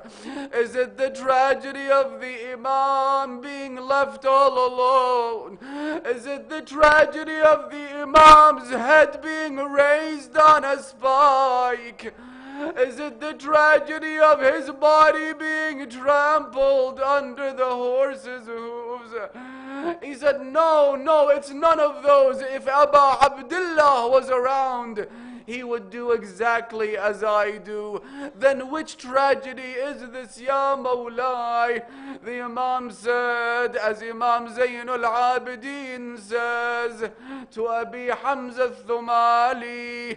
Abu Hamza, what does he say to the Imam? He says, Ya ibn Rasulullah, inna al-qatla lakum aadah wa karamatukum min Allah al-shahadah. Your household is used and accustomed to martyrdom and tragedy. Why do you mourn this much? He said to him, Ya Aba Hamza, Na'am inna al-qatla lana aada wa karamatuna min Allah al-shahada ولكن متى رأت عيناك أو سمعت أذناك. When has your eyes ever seen? When have you ever heard that the women of Rasulullah would be taken captive? That Zainab would be paraded from Karbala to Kufa and from Kufa to Sham. Zainab, the daughter of Fatima, has chains around her hands.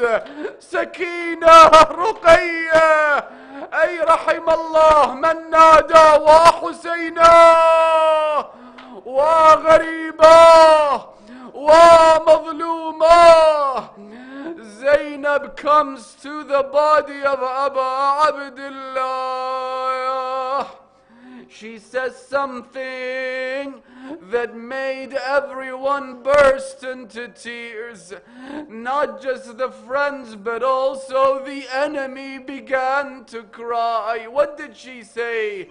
She looked at the pile of spears and arrows and swords. That's all that was left of Abu Abdullah. She looked at that and she said, Anta akhi?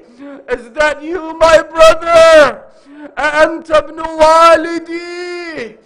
Hussain, I remember you as the one who used to crawl on the Prophet's back. Hussain, are you my brother that my mother Fatima would kiss from head to toe? I don't recognize you anymore. So then Sakina comes. She says, Amma, who are you speaking to? I don't see my father. All I see is a pile of swords. Amma, man tukallimin? Who are you talking to? She said, my daughter Sakina, hada abuki al-Hussain. This is your father, Abu Abdullah. Sakina then makes two statements. The first is, she says, Abba, انظر إلى رؤوسنا المكشوفات. Oh Father, look at our faces have been left uncovered. My sister, if you find yourself struggling with hijab, remember that the only complaint that Sakina had with her father was that her hijab was compromised. انظر إلى رؤوسنا المكشوفات. What's the second thing that she says? She says, وإلى عمتي المضروبة. Oh Father, look at my aunt Zainab being beaten by these animals. لا حول ولا قوة إلا بالله العلي العظيم. إنا لله وإنا إليه راجعون. اللهم لعن أول ظالم ظلم حق محمد وآل محمد وآخر تابع له على ذلك. اللهم لعن العصابة التي جاهدت الحسين وشايعت وبايعت وتابعت على قتله. اللهم لعنهم جميعا. Turn to Karbala with your hearts, inshallah, so that Imam al-Zaman might look at us and say Ameen for our du'as, inshallah. السلام عليك يا أبا عبد الله وعلى الأرواح التي حلت بفنائك. عليكم مني جميعا سلام الله أبدا ما بقيت وبقي الليل والنهار، ولا جعله الله آخر العهد مني لزيارتكم. السلام على الحسين وعلى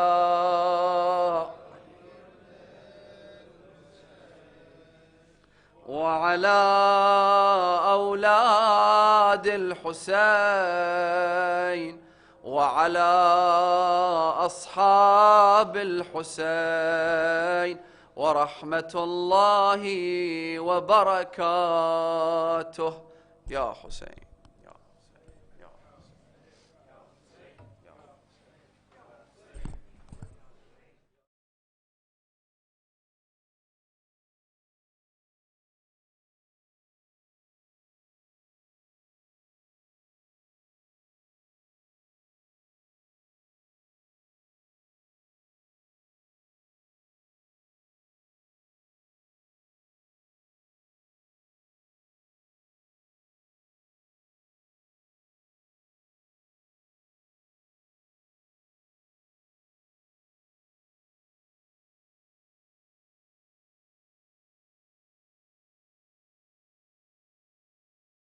By our sides, and inshallah we'll recite a couple of nohas together and then we can start.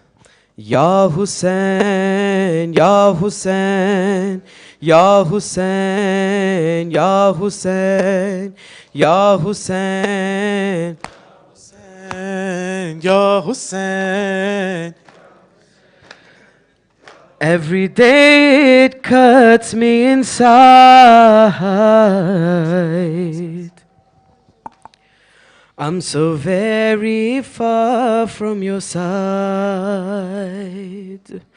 I would give away these eyes just to catch a glimpse of your shrine. If I have to cross the seas, every desert in between, I will come crawling to you, Hussain. I will come crawling to you, Hussain. They can cut my arms and my legs. They can take everything that I have. I will come crawling to you, Hussain.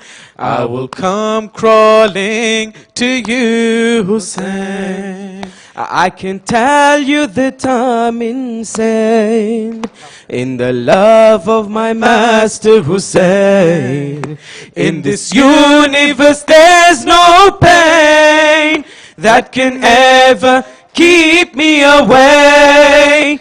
Every inch that I come your way, every beat of my heart will say, I will come crawling to you, Hussain.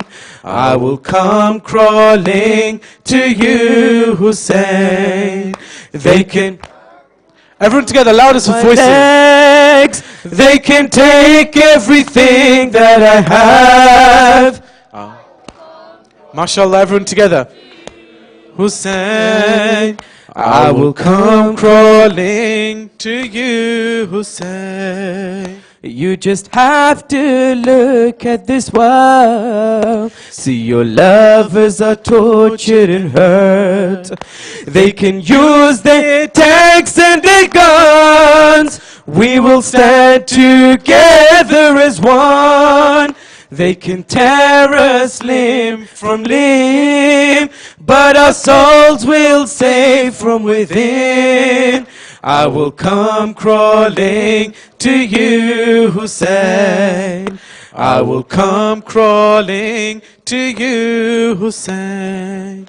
They can cut my arms and my legs. They can take everything that I have. I will come crawling to you, Hussain. I will come crawling to you, Hussain. They can put a gun to my head. They can threaten to shoot me dead. They can wound me till I'm red. They can try to kill me and yet, with my every remaining breath, with every ounce of strength I possess, I will come crawling to you, Hussain. I will come crawling to you, Hussain. They can cut my arms. MashaAllah, everyone together. They can take everything that I have. I will come crawling. MashaAllah. I will come crawling to you, Hussain. And they say when you breathe your last, you recall your entire past. When my life flashes past so fast, I pray that in my final gasp, death will be the sweetest taste. When I see your radiant face, I will come crawling to you, Hussain. I will come crawling to you, Hussain. They can cut my arms and my legs. They can take everything that I have. MashaAllah. I will come crawling to you, Hussain. I will come crawling to you, Hussain. Oh my Imam Zainul Abidin, oh my Imam Zainul Abidin, oh my Imam Zainul Abidin, oh Sajjad, you taught us the art of supplication, you showed us the power of prostration to make Islam our life's foundation, and how to ask Allah for salvation. Such is your status, O holy soul. You made Allah's love your only goal. Oh my Imam Zainul Abidin. Oh my Imam Zainul Zainul Abidin, oh my Imam Zain.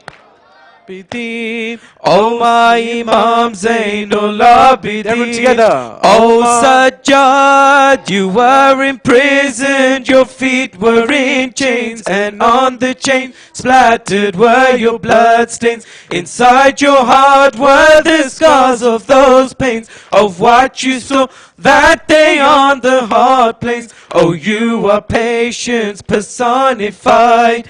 You thanked Allah though your hands were tied. Oh my Imam, oh my Imam, MashaAllah. Oh my Imam Zainul Abidin. Oh my Imam Zainul Abidin. Oh my Imam Zainul Abidin. Oh Sajjad, you saw your father's head on the spear, your mother's bareheaded and in fear. Your sister was treated so severe that blood was pouring down from her ear. And yet you were so brave that you spoke, and in that courtyard the world awoke. Oh my Imam, oh my Imam Zainul Abidin. Oh my Imam Zainul Abidin. Oh my Imam Zainul Abidin. Oh my Imam Zain.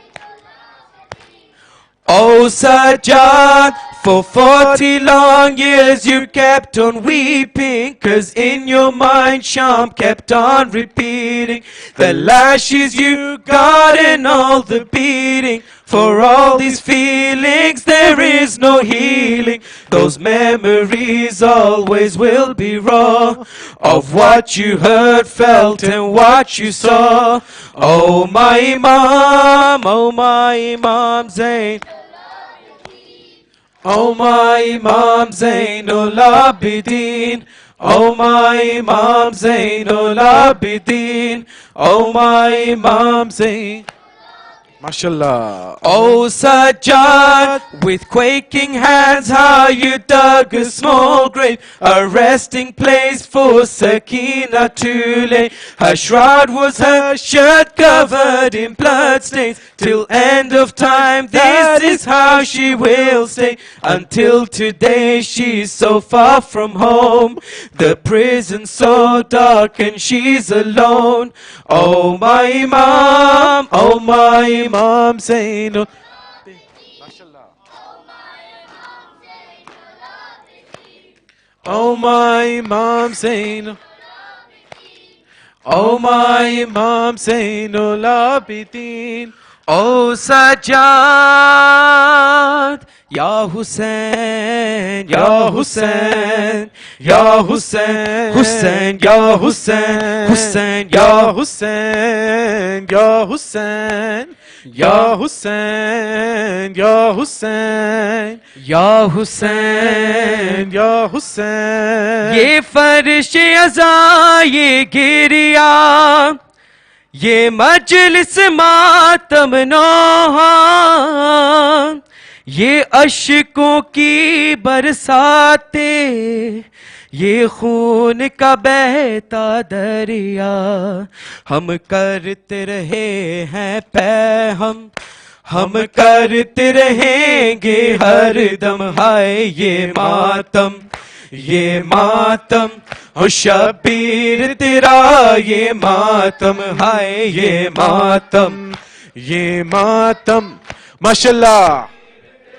ये मातम, हाय ये मातम, ये मातम, ओ शबीर तेरा ये मातम।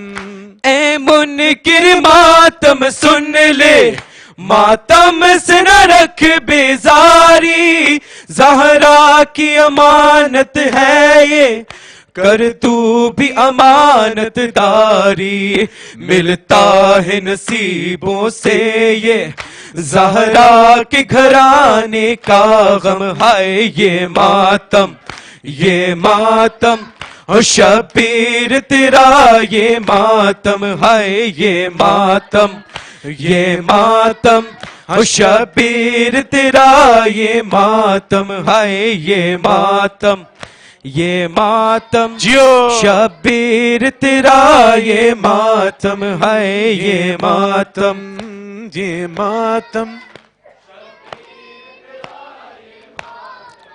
زینب نے کیا یہ ماتم جب شام کے زندانوں میں لگتا تھا قیامت آئی کفار کے ایوانوں میں 1400 برس گزرے ہیں ماتم نہ ہوا اب تک کم ہے یہ ماتم او شبیر تیرا یہ ماتم ہے یہ ماتم او شبیر تیرا یہ ماتم ہے یہ ماتم شبیر ہے یہ ماتم یہ ماتم ماتم زہرا کی تمنا ہے یہ زینب کے لیے پرسا ہے نہ صرف عزا خانوں میں یہ آگ پہ بھی ہوتا ہے رہتا ہے سروں پر اپنے عباس علی کا پرچم ہے یہ ماتم او یہ ماتم او شبیر تیرا یہ ماتم ہے یہ ماتم او یہ ماتم او شبیر تیرا یہ ماتم ہے یہ ماتم جیو ماشاءاللہ یہ ماتم ہے یہ ماتم یہ ماتم اور شبیر تیرا یہ ماتم ہے یہ ماتم یہ ماتم اور شبیر تیرا یہ ماتم زنجیر کا یہ ماتم ہے سجاد کی زنجیروں کا مٹ سکتا نہیں ہے ماتم شبیر تیرے بچوں کا مر سکتا نہیں ہے ماتم گھر مر بھی جائیں گے ہم ہے یہ ماتم شبیر تیرا یہ ماتم ہے یہ ماتم شبیر تیرا یہ ماتم ہے یہ ماتم شبیر تیرا یہ ماتم ہے یہ ماتم شبیر تیرا یہ ماتم ہے یہ ماتم بازے بلند ماشاءاللہ شبیر تیرا یہ ماتم نسلوں میں رہے گا باقی ریحان عبادت ہے یہ مولا کی ماتم داری ہم ماتم ہی کرتے ہو اے کاش نکل جائے دم ہے یہ ماتم شبیر تیرا یہ ماتم ہے یہ ماتم ہے یہ ماتم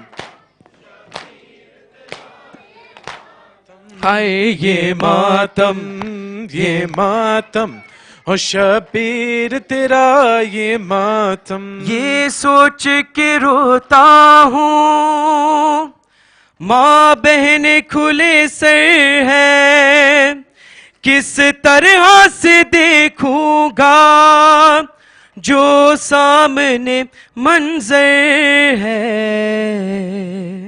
نیزے پہ ہے ایک سر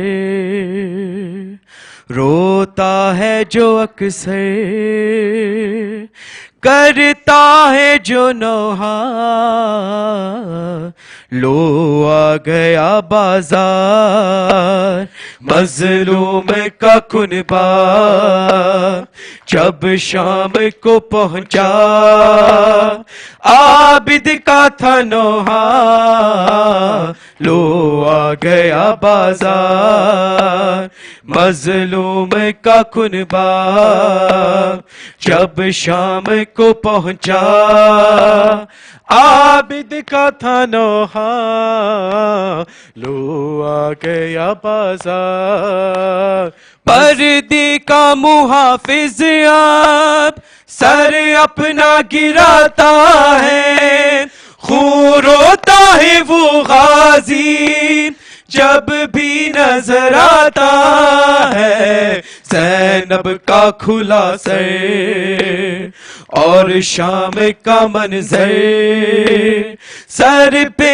نہیں پردہ لو آ گیا بازار مظلوم کا کنبہ جب شام کو پہنچا عابد کا تھا نوحہ لو گیا بازار مظلوم کا کنبہ جب شام کو پہنچا عابد کا تھا نوحہ لو آ گیا بازار حسین اور شمرے یہ عابد سے کس فخر سے کہتا ہے پردہ تیری زینب کا نیزے سے اتارا ہے قوت ہے یہ میری احمد کی نواسی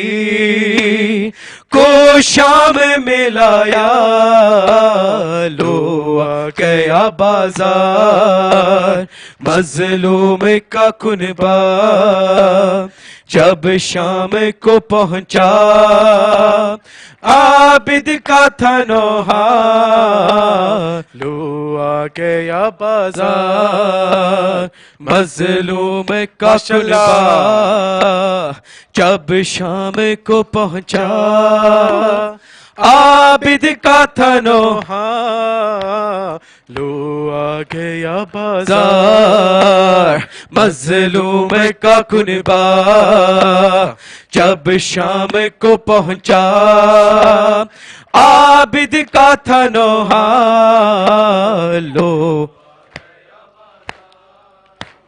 وہ ننھی سکینہ کو مانگا ہے کنیزی میں مرتا ہوں جیتے جی ماحول شرابی میں گھبراتی ہے بچی اور ہو کے میں بھائی کچھ کر نہیں سکتا لو آ گیا بازار مظلوم کا کنبہ جب شام کو پہنچا عابد کا تھا نوحہ لو گیا بازار مظلوم کا کنبہ جب شام کو پہنچا عابد کا تھا نوحہ لو آ گیا بازار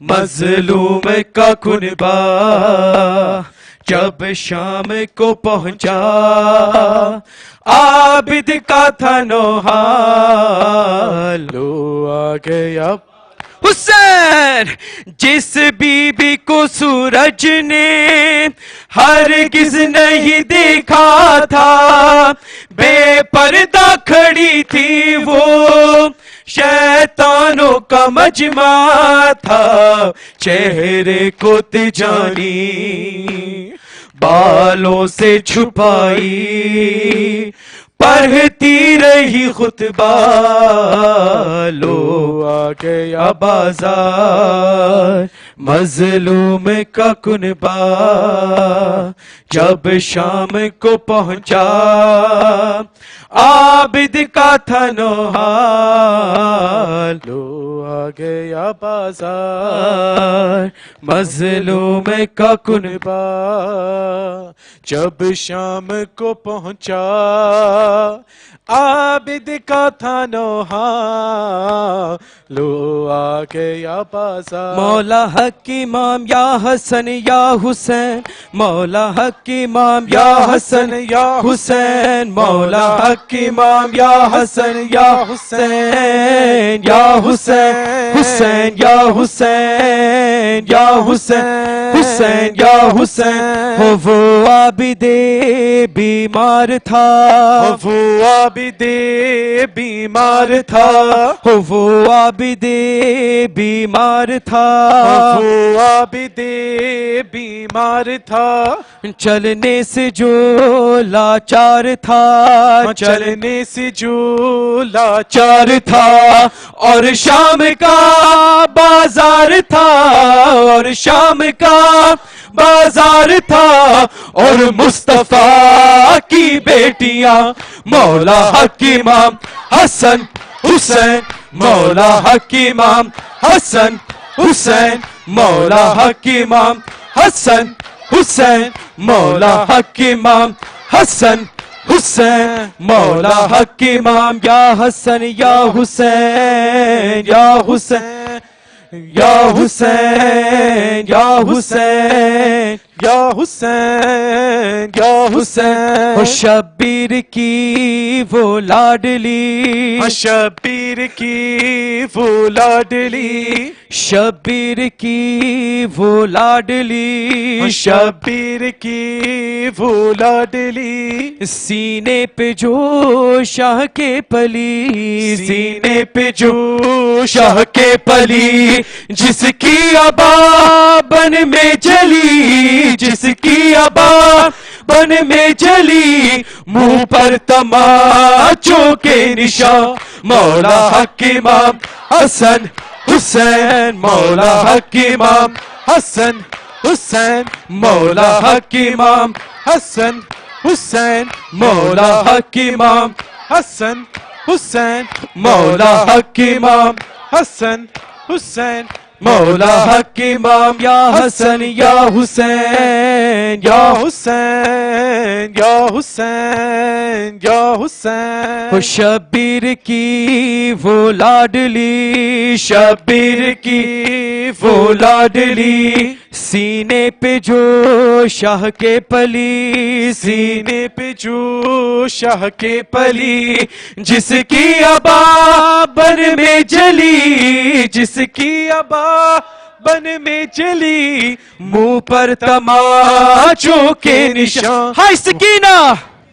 ہائی سکینہ ہائی سکینہ ہائی سکینہ ہائی سکینہ ہائی سکینہ ہائی مظلومہ ہائی سکینہ ہائی مظلومہ ہائی پیاس ہائی مظلومہ ہائی پیاس ہائی مظلومہ ہائی پیاس ہائی مظلومہ ہائی سکینہ ہائی سکینہ یا حسین یا حسین یا حسین یا حسین یا حسین یا حسین یا حسین بر محمد و آل محمد صلوات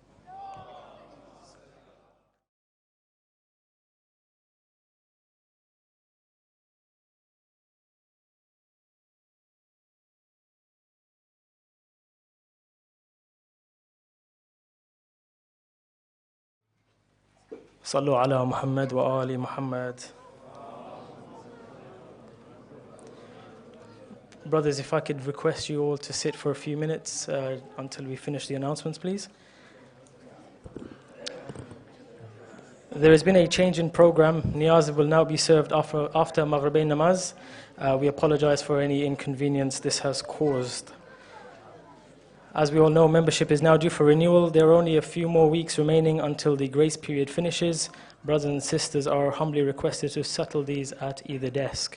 As previously announced, the latest versions of the diary of events will be the last copy that will be sent by post. If you would prefer the diary of events in any other format, please inquire at either desk and we'll be able to assist with you with these. Tomorrow night, Shahadat of our Holy Prophet Muhammad sallallahu alayhi wa sallam. For ladies and gents will begin at 7:30 p.m. with Maghribain Namaz, Niyaz followed by the main program. The Majlis will be recited by Sayyid Mahdi al-Modarresi. On Tuesday, the 29th of November, the Shahadat night of Imam Raza alayhi salam. Allahumma salli ala Muhammad wa ali Muhammad. For ladies and gents will begin at 7:30 p.m. with Maghrib Namaz followed by Niyaz and the main program. The Majlis will also be recited by Sayyid Mahdi al-Modarresi. Brothers and sisters, as you are aware, the Jamaat incurs additional costs during these holy nights, and as such we humbly request each family to donate a minimum of £50 towards the general fund. Also, the Niyaz fund is now open for your humble donations. Here we have teamed up with doctors from the Muslim Council and the Resuscitation Council UK to provide basic life support training, which is accredited and is free of cost for those who would like to participate. This will be held at the Hyderi Islamic Centre on the 18th of December. Please register your names at either desk, and there are very limited spaces available, so the sooner the better. Next Saturday will be the last day for registration at the Hyderi Madrasa. For parents who have not yet registered or for the Madrasa or the summer camp, please attend the Madrasa and put your names down. On the 10th of December, Hyderi Madrasa will be holding their annual presentation day, and all are invited to attend. Dua Shafa is requested for the following Mareed: Ayaz Bayramji, Tahir Bibi of Karachi, Mahdi Ali Hussain, Hassan Ali Keswani, Zahra Jafar, Ali Hussain Maulidina, Sher Muhammad, Fazr Ali Molu, and Kul Mu'mineen Mu'minat. Bismillah ar-Rahman ar-Rahim. Amma yujibul muftarra idha da'ah wa yakshifu su.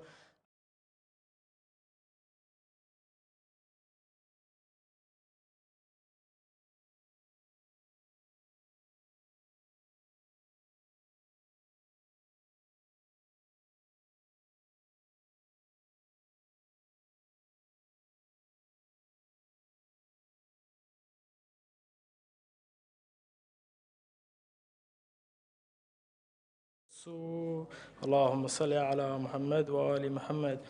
Surah Fatiha is requested for all the marhumeens whose names will be appearing on the screen and their deceased family members. Rahimallahu man yaqra' Surat al-Fatiha.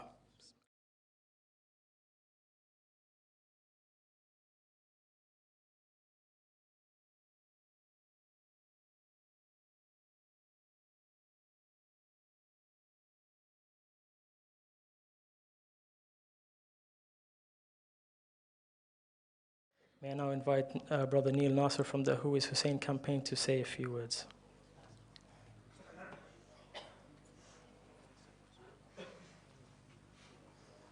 Assalamu alaikum rahmatullahi wa barakatuh. I won't take much of your time. Everyone's probably hungry by now. I'm a part of the Who is Hussain campaign. As you know, Sayyid eloquently put that these last couple of months have been like a banquet, an opportunity for us to reap the rewards of Imam Hussain alayhi salam. I want to extend that banquet and give you another 44 opportunities, 45 opportunities every weekend to eat the same meal and serve in the name of Imam Hussain alayhi salam. Who is Hussain have many campaigns going on, but every single week we're in Charing Cross serving the needs of humanity, serving the homeless, the needy, the people that have nothing. We're providing them with a hot meal, some sustenance, some clothes, free haircuts, free advice, free doctors, dentists, etc. Today, we've been given the honor to set up a store, and we'll be setting up in the main foyer. So after Niyaz, please come along. We have some merchandise for sale. All the profits go towards us serving the needs and feeding the hungry. But more importantly, we'd like your time. Time is the most important. 120 minutes is all I'm asking for each week. That's not a long time. It's not much of your time to give. Come along, serve human beings like me and you, people that are in destitute, made the wrong decision in their life, taken the wrong turn, taken the wrong gamble, and found themselves homeless. With children, maybe not, maybe they have some, maybe they don't. I've got a few minutes, I'll tell you about one guy who I met when I was doing the 72 for 72. We slept 72 hours as homeless people out on the streets of London. There was a guy, homeless guy, who's been on the streets for 12 years. His name is Dave. Dave shows so much humanity.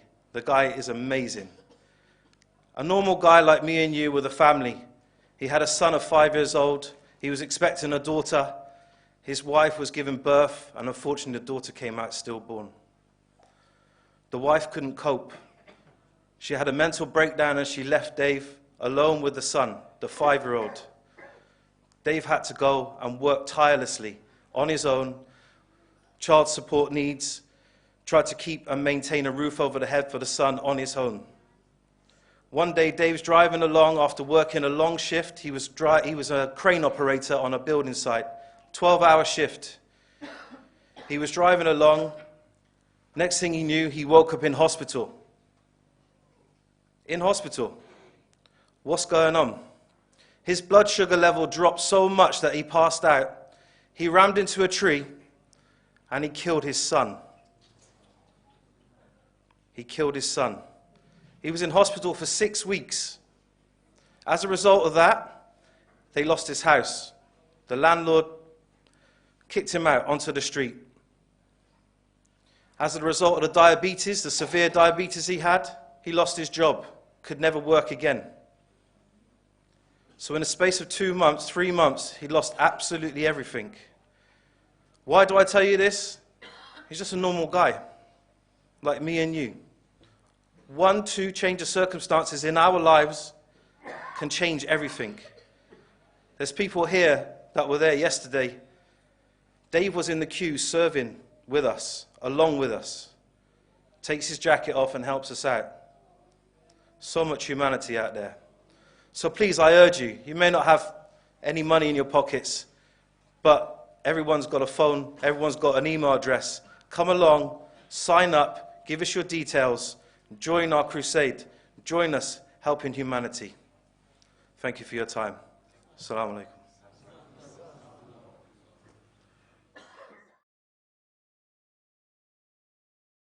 Brother Neil said there's a desk of the Who is Hussain campaign going to be set up in the foyer for those who wish to speak to Brother Neil outside in the foyer just after Niyaz, inshallah.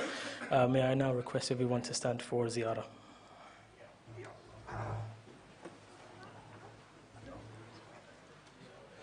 Assalamu alaikum ya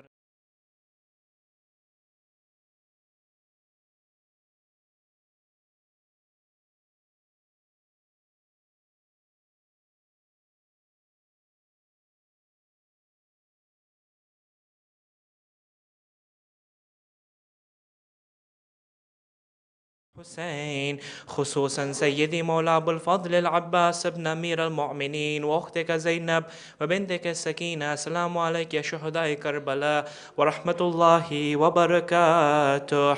السلام عليك يا مولى وابن مولى. السلام عليك يا غريب الغرباء وبعيد المدى. السلطان أبا الحسن مولانا علي بن موسى الرضا كن شفيئنا وشفيء والدي في يوم الجزاء. السلام عليك وعلى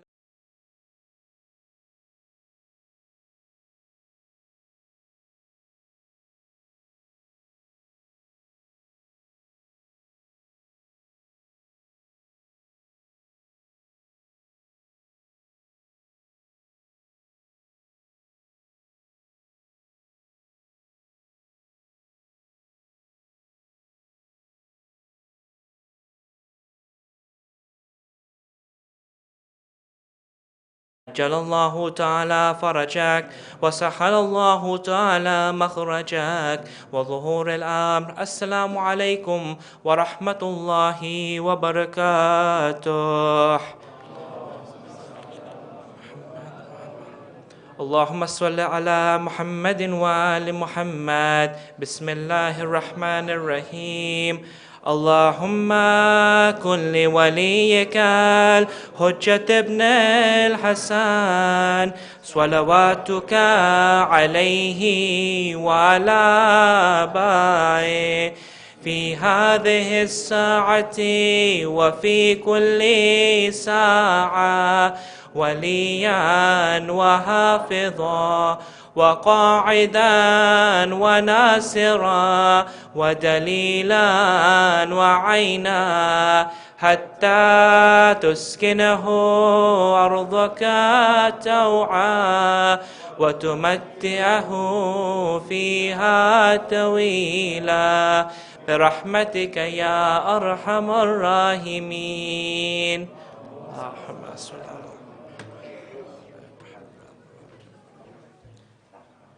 Brothers and sisters, there's 10 minutes before Salah time. If you could proceed and refresh your wudu as well, just before 10 minutes, please.